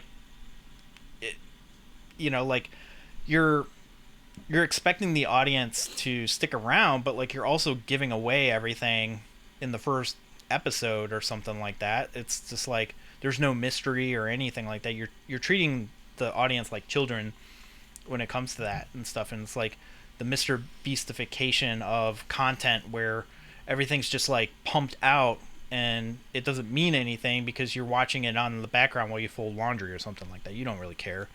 Yeah, it's a balancing act because even that Yu Yu Hakusho adaptation, they crammed the first 4 arcs into maybe 7 episodes, the most insane rush and hatchet job ever of established lore basically. So it's really you're trying to cram as much in as possible for the hardcores. You're gonna try and make it overly accessible like you're doing with Avatar. It's tough to do. That's why most of them fuck it up. Yeah, and you also have studios who just meddle with it and stuff. They're oh well, it has to have a certain editing choice or something like that. You need to add this into it and stuff. No real director besides Christopher Nolan and the person who directed Dune and somebody else Martin Scorsese or something like that. No director really has creative control over their work anymore. All of the Star Wars films are all planned by committee and stuff, and like so a director just pretty much has their name on it. They don't really have like a choice when it comes to like creating a content. Like everything has to like fit together, even if like you have to force it into it and stuff. It's a very weird way to make it's content. Like it's not, I wouldn't call it art. It's you're manufacturing this stuff. That's why like AI is so appealing to these studios and stuff like that, because they don't care about like whether or not it looks right. Like they're not giving a I think it's very telling, like with this Amazon clip, this Fallout clip. Like you see it's like it's got this weird shaky cam to it. It's like it's clearly shot like everything's like in front of a green screen or something like that. Nothing's real. The camera's probably moved around virtually or something like that, and it's not natural. So it doesn't feel real to the viewer. But it's almost like if you've ever designed like a website or something like that for somebody who doesn't know how to design, but like they want to use Comic Sans or something like that because it looks nice. Like I think that's kind of the thing. It's like you wouldn't use Comic Sans, but the client thinks it looks pretty, so I guess you have to use it. Yeah. No, but to Jim's point, Jim, what the hell? I went down the rabbit hole about Sweetbaby Inc. I didn't know what Sweetbaby Inc. was. Unfortunately, I know way more about it. So why don't you give us a little recap of the shit show that has become this whole situation? And I know Nick has been taking some notes on this whole situation too, so he can help me fill in some blanks. But here's the long and short of it. So I want to say like October of 23, there started to be a Kiwi Farms thread where they realized that this consulting firm called Sweetbaby Inc. was involved in a lot of games. And basically, we have a bunch of clips below. So the first comes from the head of Sweetbaby Inc. Her name is Kim Belair. She gave like a half-hour presentation in 2021 at the Game Developers Conference, basically talking about how her consulting group will be brought in to help games represent more people, or try to like lead them, according to them, in a direction from when they're like, oh yeah, we have a black character, and then they come in and be like, can the black character not be the only crack dealer in this game? Things like that. So there's a Kiwi Farms thread on there, and it starts to get some traction, and you're seeing it in a lot of big budget games like Spider-Man 2 and the newest God of War Ragnarok and a bunch of other games out there. And they're kind of putting all these things together where it's the wokeification of games, and they're blaming the Sweetbaby Inc. for having too much power and for ruining games like what do you fucking call it? The Suicide Squad, Kill the Justice League game, and stuff like that. So this is becoming like a whole big brouhaha. So while this is going on, it's starting to gain traction, and people are starting to be like, oh, Gamergate 2 is coming along. It's a thing that could have easily just been explained away, but the game industry has to be the game industry and just like make the worst call possible. So a guy from Sweetbaby Inc. decided to go to Twitter and basically to say that the guy who started the list on Steam, because people started to make a Steam game called Sweetbaby Inc. Detected, and it just lists games where Sweetbaby Inc. was in. And there was like not a lot of people in this group at first. So this Chris Kindred guy from Sweetbaby Inc. puts out a big tweet that goes viral saying about how the creator, he's running this hate campaign with discriminatory language, and it fails the code of conduct, and he, tells people to report the shit out of the group and to try and take down this guy's Steam account. So, it's a thing where it's like, man, you could have really just made a case for yourself without going out there and attacking a guy, and it spirals from there, where all the game journalists are like rushing out to say, this is just a hate campaign, everyone involved in this is a Nazi, it's Gamergate all over again, while also like not saying the crappy things like trying to get people's accounts taken down, or people go online and attack YouTubers talking about it, because like RGT85 put out a video going, this looks kind of fishy, it might be overblown, but there's some weird stuff here. And then people from Sony and Kotaku immediately say, oh, look at all the people who follow this guy, maybe you shouldn't be following him, or subscribing to his channel and shit like that. So, it's not like they were reporting him to YouTube and saying he should be deplatformed, but it was trying to, say people that this is a bad guy and you shouldn't be around him either. So it's kind of like it could have so easily been a thing where it's not blowing up as much as it is, but like everyone has this ghost of Gamergate to them still after 10 years when most people stopped caring, and it's just fanning the flames and it's just starting up all over again basically. Yeah,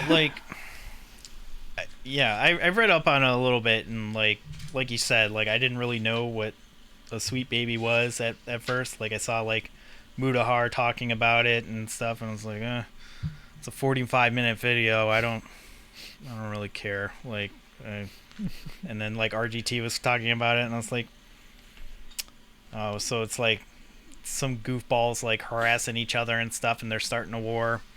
Great. Like, I think like, to your point, like I can understand if you are creating like a consulting firm and you get targeted by Kiwi farms, like that's definitely like a cause for concern. But like I think like you're overreacting when you attack like some random Brazilian Steam curator who is just saying like they're involved in this game, and like I think they were involved in Alan Wake 2 and Assassin's Creed Valhalla and Suicide Squad, and like only Suicide Squad was the only one that actually like didn't do well. The Wokies are killing gaming. It was going to be the game of the year. Yeah, Century even. And that's kind of the more of the issue is like, I sent you that picture that like was shared in that game group where every so often like it's like over 30 like we enjoy retro games, and every so often like somebody will share like, oh, Microsoft and Sony and Nintendo or some other companies and stuff, like they laid off like 1,000 people each and stuff. They're all they them in their profiles and stuff like that. They're getting rid of all like, go woke. I was like, well, the tech sector is laying off everybody, so it's not really something that has to do with woke, I guess. Like, and I don't even know what woke is at this point, but go off, I guess. Like, that's kind of the thing that's kind of like frustrating about it is like, Sweet Baby is like they're just a consulting firm. Like I think somebody had come out and said that that this consultant firm doesn't even have that much influence on the games that they do and stuff. Like they only offer their opinion on it, and if they want to change it, they can change it, but they don't have final say of it. They're not, I think like they've published a handful of Playdate games, but for the most part, it's just kind of like, like you said, like you just have like, maybe don't have the only black guy in the game be a thug, like maybe not do that or something like that. Or I don't know, like I don't really get too upset when there's diversity in my games. Like, oh no, like it doesn't really bother me too much as long as it's not like ham-fisted into it. Like I think that's the most disappointing thing when sometimes like this happens, is that it's very surface level and almost like just self-congratulatory, and they didn't really give the character much depth and everything like that. It's kind of like an afterthought. Like the game was totally complete and they're like, oh crap, we forgot to add this one person into it, quick. We need our check mark. Get the check mark tokens in there. Quick, like just change the color of the model and everything like that, and we'll call it good. That's more insulting to me than anything else, like if they're gonna do that. But this is just a consultant company, and like I really just think that like they should be choosing their battles on what to do and stuff. Like, I mean, these Steam curation groups and stuff, like you said, like they only had like 2,000 people at the time, and now like it ballooned to over like 100,000. Yeah, I think it's like 120,000 now, something insane like that. It's at 332,000 followers now. What? Yeah. So holy shit. It's like, I don't know, like you tell somebody not to do something and they're gonna do it even harder. Like you're pushing them to extreme. To your point, Nick, and here's the deal: what we've all said. It doesn't like, okay, go down the rabbit hole. Because when I was reading all this shit, some people were like, well, you go to Jim, whoever you said her name is from the first video, Kim. Yeah, like they took a 10-second clip where she's like, how do you get people to listen to you? Well, you go to their market teams and you scare them into it, basically. Well, she said shit like that, and she also then, like, backhandedly was like, on some interviews, she's like, well, we're just there to help with narrative. And on others, she's like, we're here to make effective change in gaming and make sure that, like, it doesn't matter. Like, someone does a million interviews. It doesn't, I'm not even worried about that.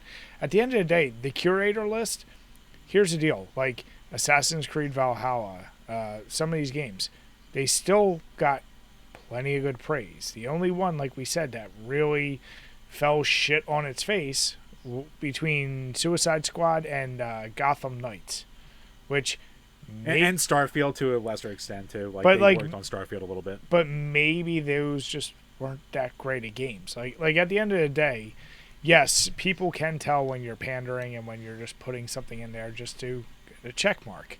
But is the game still good? Like, there's a whole bunch of games listed here I don't know shit about. Fucking Zal, Neocab, Awakening, like I don't know those. Afterlove, whether they're good or not, who cares? But like we're saying, you took this weird small group of curator list and decided to attack. Now you do look like the bad guy. You went on the attack. You're in a glass house. Now it's gonna get blown up. The shit with RGT85, like, it's just a very weird thing. Like, this is where, as a company that's consultant and works with, like, social media and shit, like, you better control your people a little better to be like, hey, assholes, don't speak on behalf of us because you're going to make us look like the bad guy. Like, I don't know. But I think... sorry, go ahead, Nick. Yeah, I mean, I think that's the point, too, is, like, the owner of the company and stuff, like, had kind of just been okay with it, too. Like... Oh, she supported. She's made it very clear. Like, I will back my people, and these people need to be shut down. And you throw comments out like that. Like, you live in an age where you can appreciate some folks. They do talking for a living. You're gonna say a lot of shit, but like, if you're the face of the company and you throw out something that can be clipped and taken out of context, it will.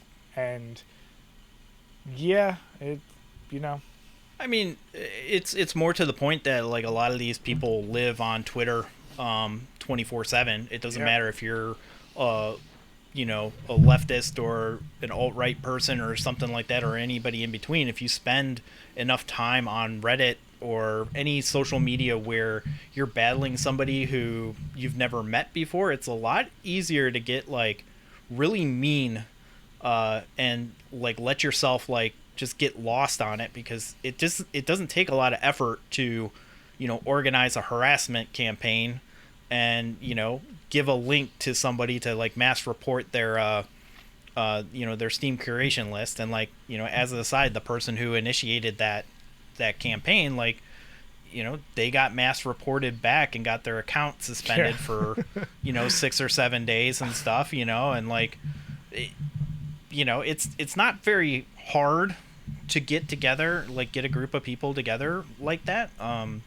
I follow a lot of, like, TikTok drama and stuff, because it's a lot of fun to just, like, watch what's happening over at that zoo. And people, they get upset over the simplest things, and then they dox people, and, like, there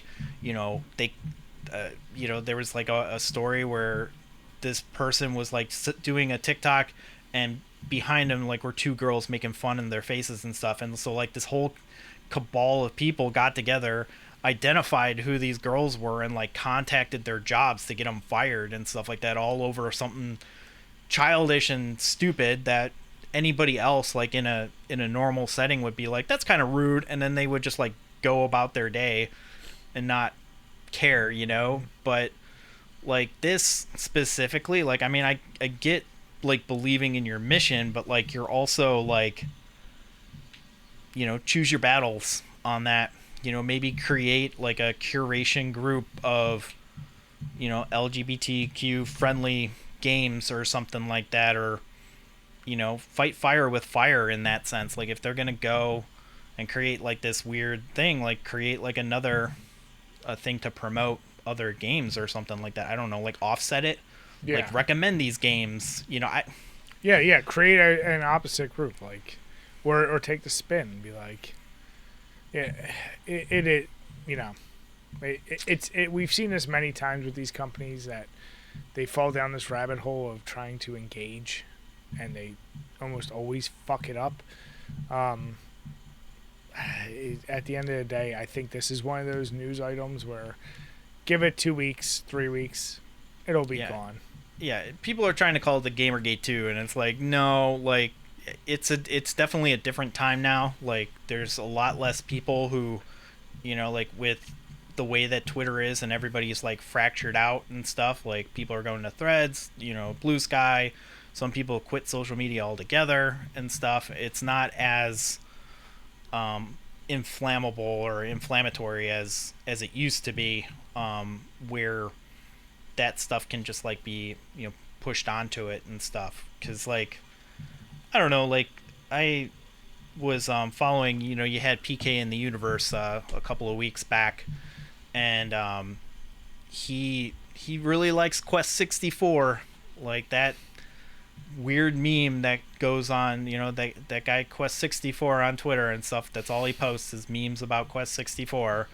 And he was posting this thing, and like some other Twitter follower with like 11,000 followers or something like that DM'd him and was like, hey, you need to stop posting so much about Quest 64. It's really pissing me off. And then like, then it became like this huge thing, and then like, the guy with 11,000 followers like complained about it, so his followers went to PK and like started harassing him over something that at the end of the day doesn't really matter. No. It's like, what are you doing with your time that this is something that gets you so fired up over something that it's just a video game?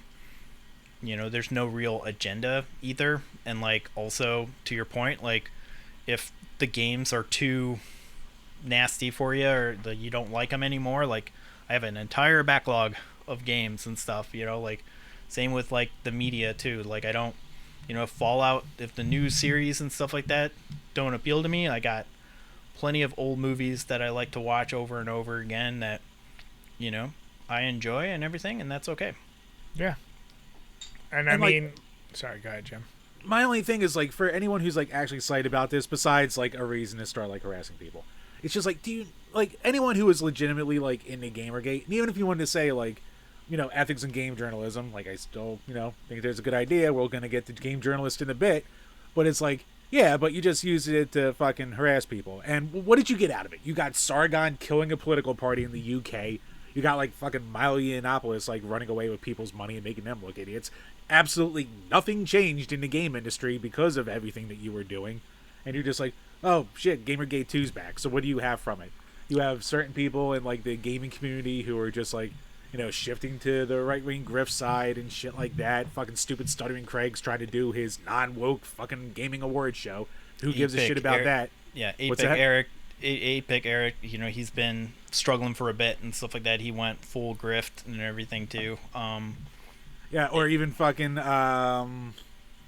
fat fuck Boogie is going on goddamn Twitter and asking, why can't we play games without being scolded for being white? It's like, but shut the fuck up. That's the thing too, is like these are like dropped in the bucket games and stuff, like at the grand scheme of things, like 100 games come out almost every month or something like that. There's something for everybody. You have Celeste is a perfect like allegory for transitioning and stuff, like the creator is trans, and Stardew Valley, you can marry anybody that you want and stuff. You can make your hair purple, and you can do whatever the heck you want to. And Cyberpunk 2077 is another like anti-capitalist game and stuff. Like there's plenty of like just other stuff that like, and on the other reverse side you got like Bayonetta, you got that Korean game with the jiggle physics and stuff is back. I forgot what the name of the game is. That's how much like people care about this game.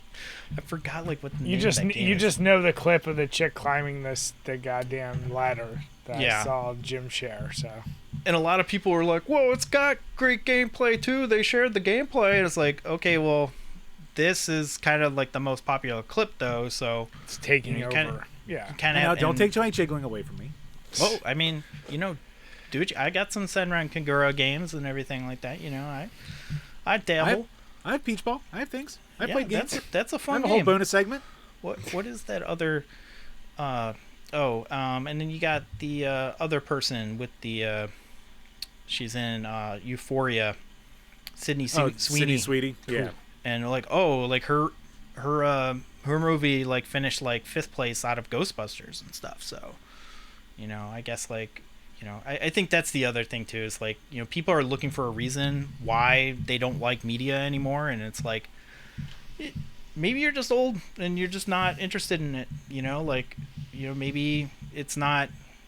Maybe Star Wars wasn't meant for you to be like enjoying for like the 50 years.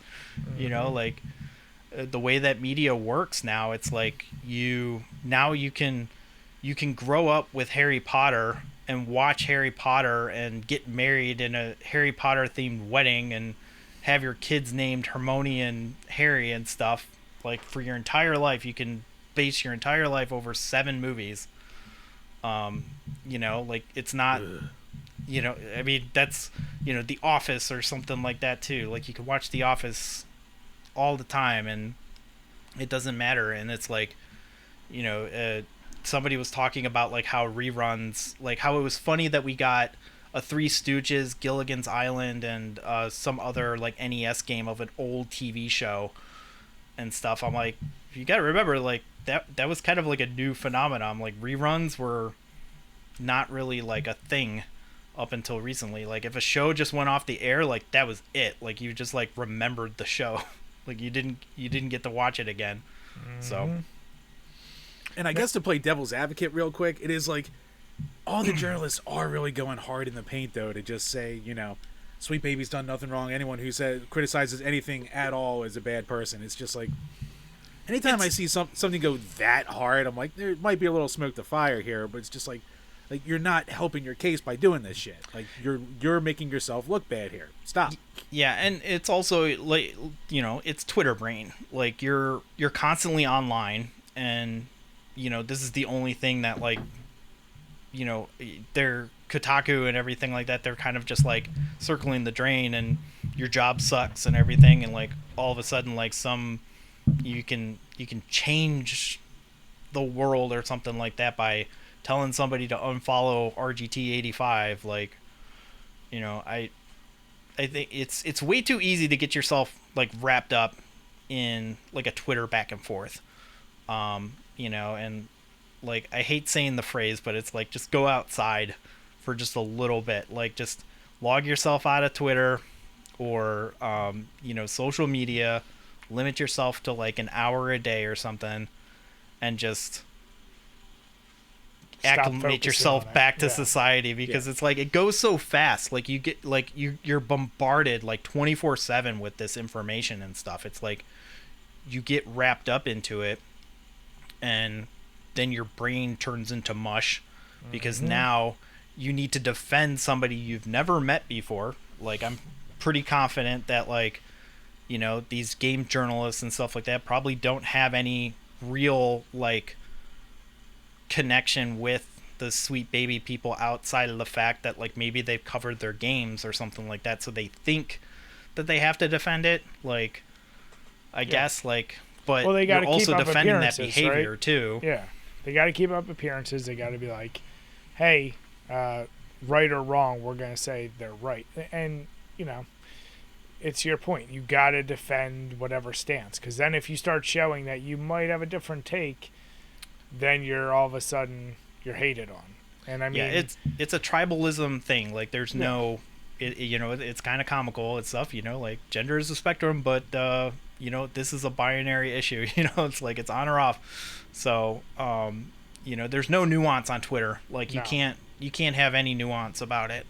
And like I even said, like, on RGT's video when he first did it, I was like, this weird tribalism where groups get together and, like, mass report stuff, like, this happens on, like, regardless of the political spectrum, and it's stupid. And then, like, of course I got a handful of things like, oh, so you're both siding it? And I was like, no, I'm just pointing out that, like, harassing somebody for no concernable reason other than to have, like, their existing, you know, regardless of whether or not you don't like what they have to say, is kind of stupid. You know, there was this one comic book artist, I don't know if you've ever seen the comic where the guy eats the silicon thing, you know, it says do not eat, and then he, like, wakes up from, like, the Matrix or something like that, and he's like, you've escaped the simulation. Oh yeah, I did see that. Yeah. So what happened is that the artist got in a fight with some other group. I can't remember who it was, but, like, they mass reported all of his work on Facebook for self-harm, and they were able to successfully, like, remove the entire like his entire existence off of Facebook because, like, for self-harm. Like, one time, like, and the only reason why I knew about it was, like, I had shared that comic because I thought it was hilarious, and I got, like, a message saying, we've removed your post because it promotes self-harm. And I was like, wrong thing. And then they gave me, like, a thing for, like, you know, a suicide hotline and everything. I was like, what the heck did I share? Like, I don't even remember like what it was. And then, like, they showed it. I was like, it's this comic, and I was like, that doesn't make any sense. Like, and also I shared that, like, 2 years ago. Like, what? And, like, then I looked it up, and it's like, this guy got an internet beef, and they all got together and mass reported him and stuff and got him taken down. I was like, Jesus, like, I mean, it's insane. You know, with AI, it's going to be even easier. You create, like, a whole bunch of bots and stuff and mass report stuff. Yeah. Well, like I said, I think the Sweet Baby shit's gonna fade away. But you both touched on a few times. You talked about gaming journalism. You talked about Kotaku, and you know, say what you want about Kotaku. Jim and I have covered enough with their goofy articles, their crazy headlines for their articles. But Jen Glannon, who was editor-in-chief, has now resigned, and she stated that her number one reason is kind of the misguided, per quotes, the misguided infrastructure of the site, which is now favoring guides instead of editorials and news. So I looked back into Kotaku, and, you know, they have the little game tips and guides on the side, but her claim is that right now the big push for them is going to guides versus getting away from the news. And we've covered it I feel like a ton of times, that just fucking bogus articles that were headliney as shit with terrible editorials, or just writers that you're like, oh, you're just writing this just for a complete bullshit. Like, you want to call it news, you can, but really this is just a piece, like, clickbait as shit piece. And maybe they face enough backlash, as the article from Aftermath.site covers. Their viewership has gone down pretty significantly. So, I don't know. What was your guys' take from this? I mean, well, yeah, it seems like, everyone, a lot, and actually news came out shortly after this, Jen Glennon left, that, like, 7, like, writers immediately had left after they changed their stance, saying that they're trying to push for, you know, more guides, and to have, like, a shitload of guides come out, like, almost every single day on the site. So, I mean, here's the thing. I don't want Kotaku to go away for completely selfish reasons, because they have funded so much content for our podcast. They have made life so goddamn easy. And we're not even the type of guys who just read a thing verbatim for, like, you know, for rage bait. Like, you know, we kind of go into it and to see the Twitter reactions to it. So that's the most interesting thing about Kotaku to me, is the reactions to it. So I don't want it to go away, but yeah, I mean, it sounds like the fucking site's going down a drain, and I'm not going to miss the bullshit because I never read it anyway, outside of whenever people got pissed about it. I used to read it a lot, back before, like, I got onto Reddit and stuff. Like, I did the Gizmodo Gawker and Jalopnik and stuff, like that whole Gawker media bubble and stuff, like, before like I got onto Reddit. Before Hulk Hogan killed him. You know, I followed that entire thing, and, like, that was the whole thing. It's like I I remember when I used to be like on Gawker, like because they used to have like a community where you could like comment and stuff like that on there and stuff, and it used to be like you had to like create an account and you had to have your post approved, and it was one thing to get like a star on your name and stuff like that, because that meant that you got to comment and your posts could just like be visible automatically. And they introduced you could sign up via Facebook, and that caused like a riot.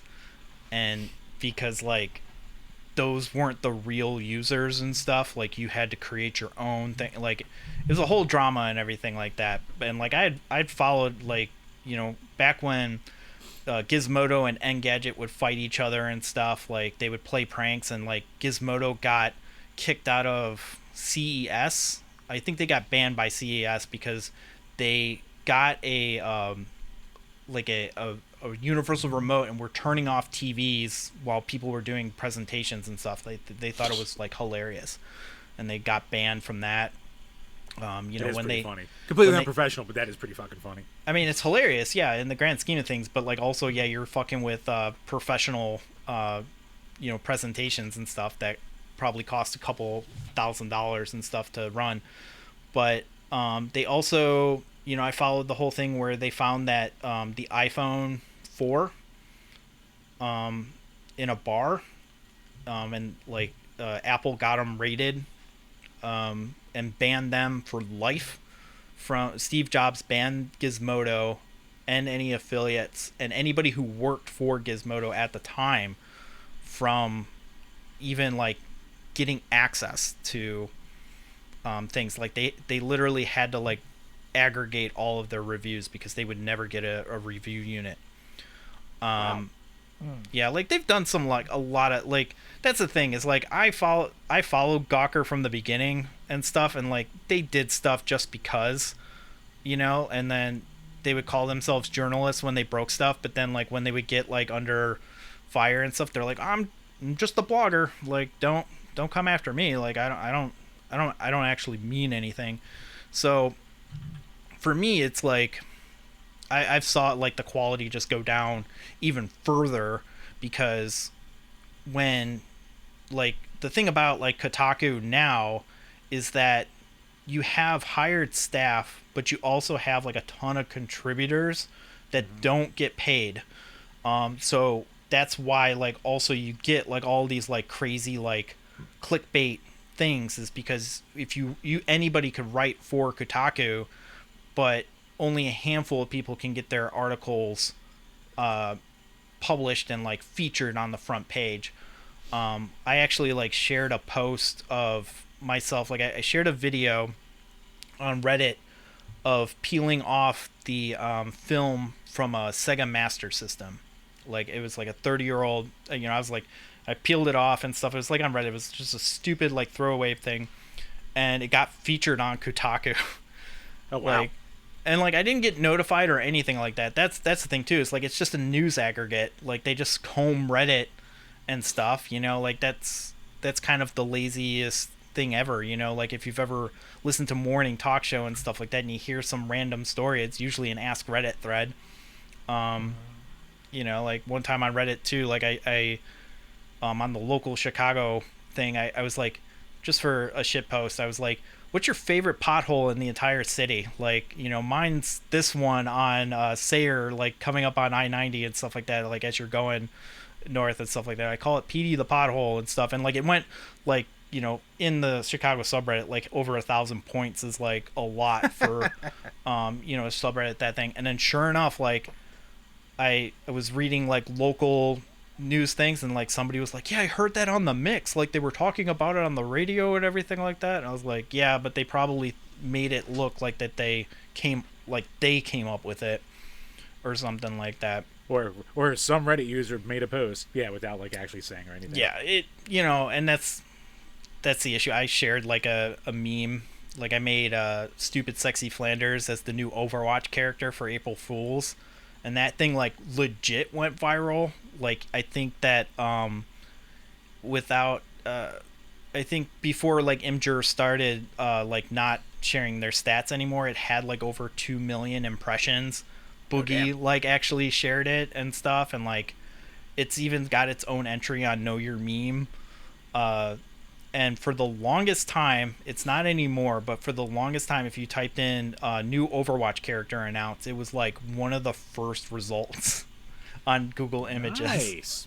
So I was like, all right, but yeah, like I didn't get like any exposure or anything like that on there. Like everybody just shares everything. So, you know, Kotaku is kind of the same thing. It's like they're just aggregating stuff, and you know, everybody's trying to be like the next Jason Schreier, like despite what you think of him and everything, like he's still like a prominent figurehead in the industry.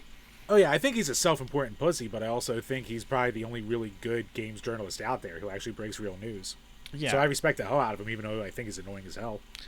But yeah, that's what happens when you aggregate news and stuff. You're not really like doing anything. You're just scrolling Twitter and setting up alerts and stuff. Like, you know, people on Twitter are saying, and it's like literally just one post with like 2 likes or something like that, and you know, and suddenly it's an article, you know, with the Sweetbaby. You know, I keep wanting to say Sweetbaby Rays. Like, oh, I love that.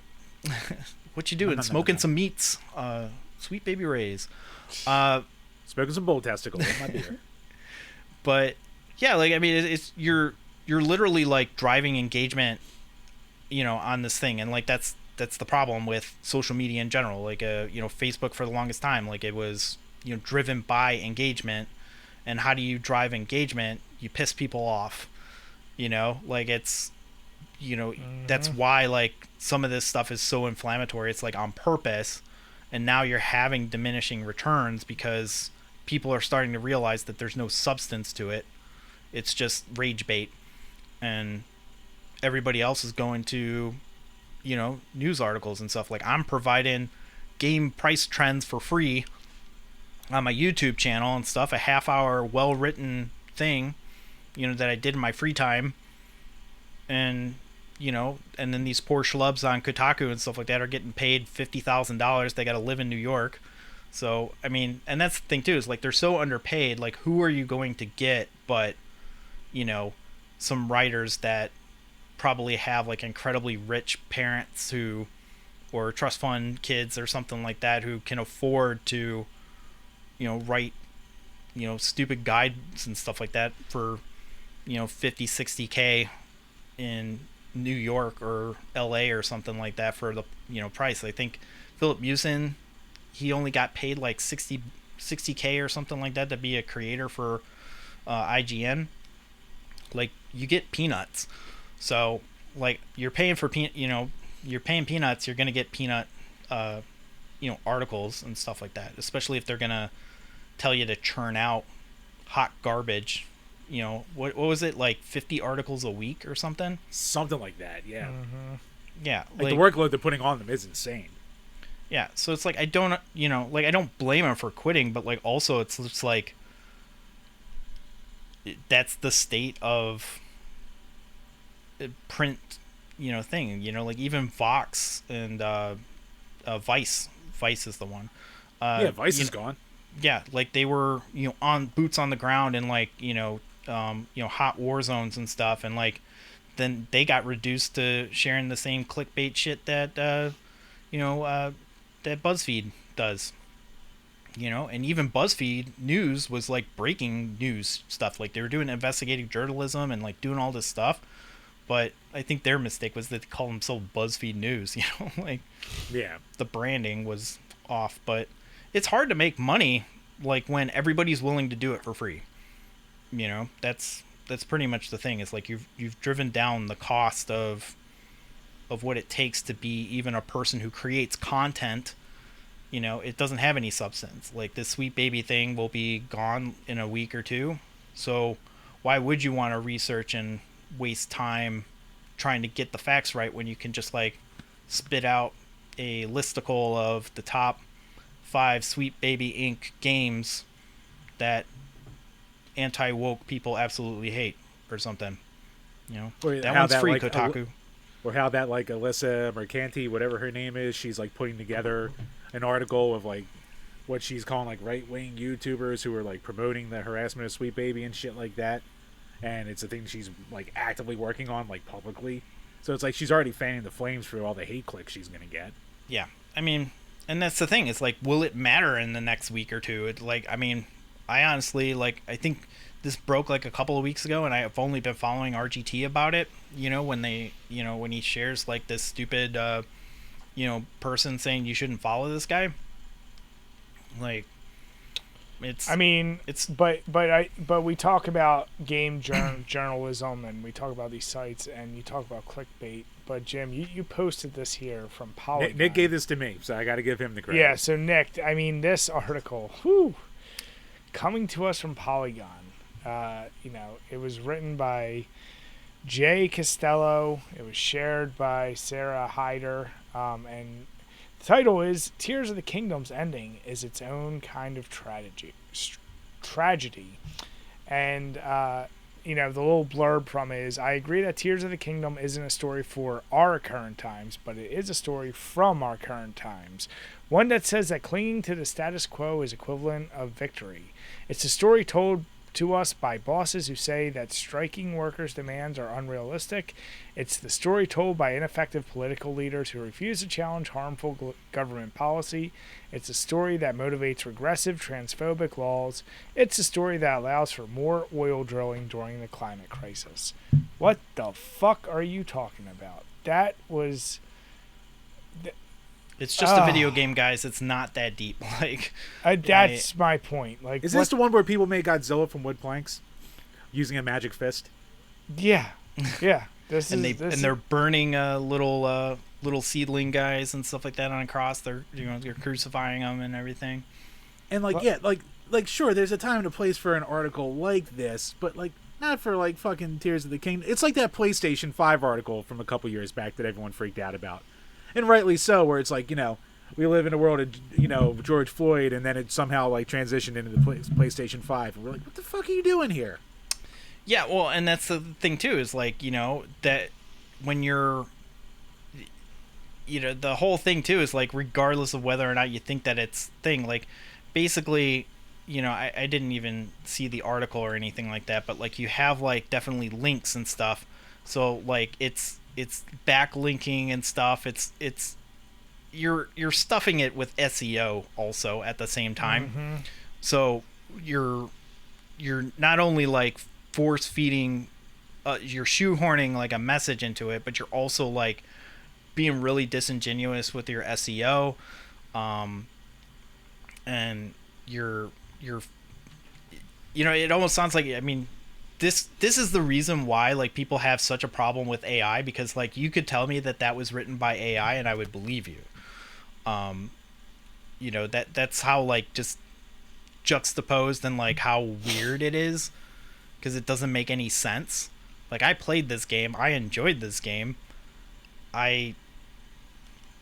You know, like the king or something, like, you know, like they kind of just didn't care, but like they also knew that he was a threat. Like, I'm clearly, Nick, you just support more oil drilling. That's all that it comes down to. I mean, it's you pointed it out. It's someone who's like, how many clickbaity things can I put in this? What can the SEO pull up, and what can make me sound like I'm trying to stretch reason? Like, Jim was a great bullshit artist back in college about anything that was related to art classes, and he would literally talk about squiggles on a thing and be like, this shows a conflict in our society, how we can't have anything on a straight line. Like, one and of my proudest they moments. fucking ate it up. And I'm easiest A+ I ever had. He just bullshitted it so good, and I'm like, that's what this guy did. Like, he wrote this and was like, he just did it so poorly, though. Like, that's... Yeah. I mean, I think that's what kind of irks me the most about it. Like, I don't really... Like, if you want to write something about,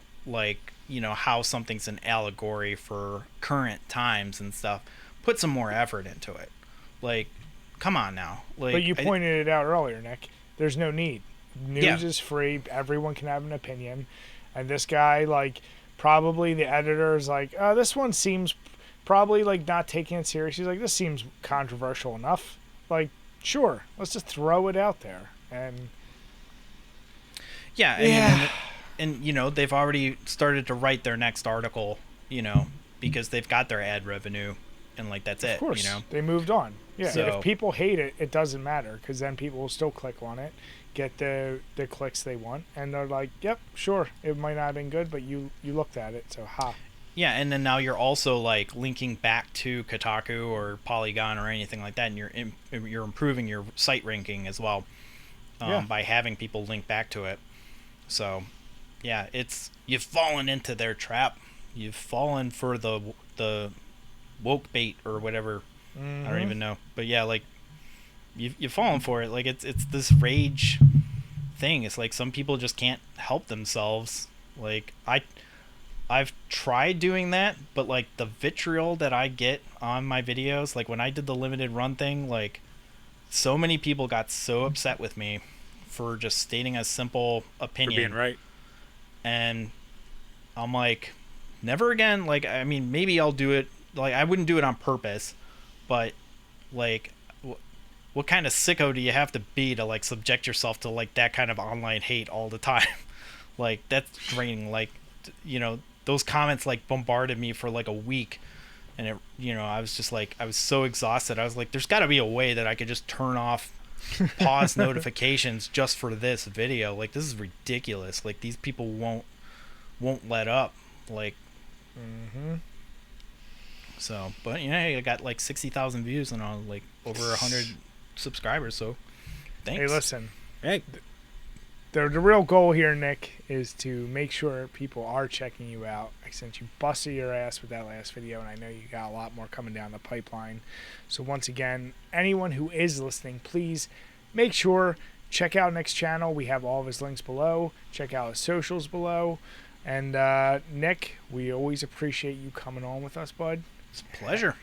Had a great time. I can't wait to see the next video. And if you want to give us any tips on any games that may go up in price, let us know. Yep, we might do a little a May thing and stuff. You know, I might throw out some predictions, and we'll check back and stuff. But you know, like I gotta figure out like how influential I can be, because you know, maybe some other YouTuber is gonna be like how Super Nicktendo affects retro video game prices, and the cycle will continue. What if Metal Jesus did the reverse trap from Yu-Gi-Oh and did a video about you? You know, like the guy is a big fan of my work and stuff. He like, you know, he shares my videos on his website and stuff, and you know, he's been impressed with my work and stuff. You know, like I think he was like sweating hard when I said that I was making a video about him, because he was like getting bombarded left and right. People would just comment every time I was hidden gems. Oh, there goes another prize. I'm like, well, it's because you're buying it, goofball. You know, right? But you know, then finally, I gave him a fair shake and stuff, and he was like, "Thanks, I really appreciate it."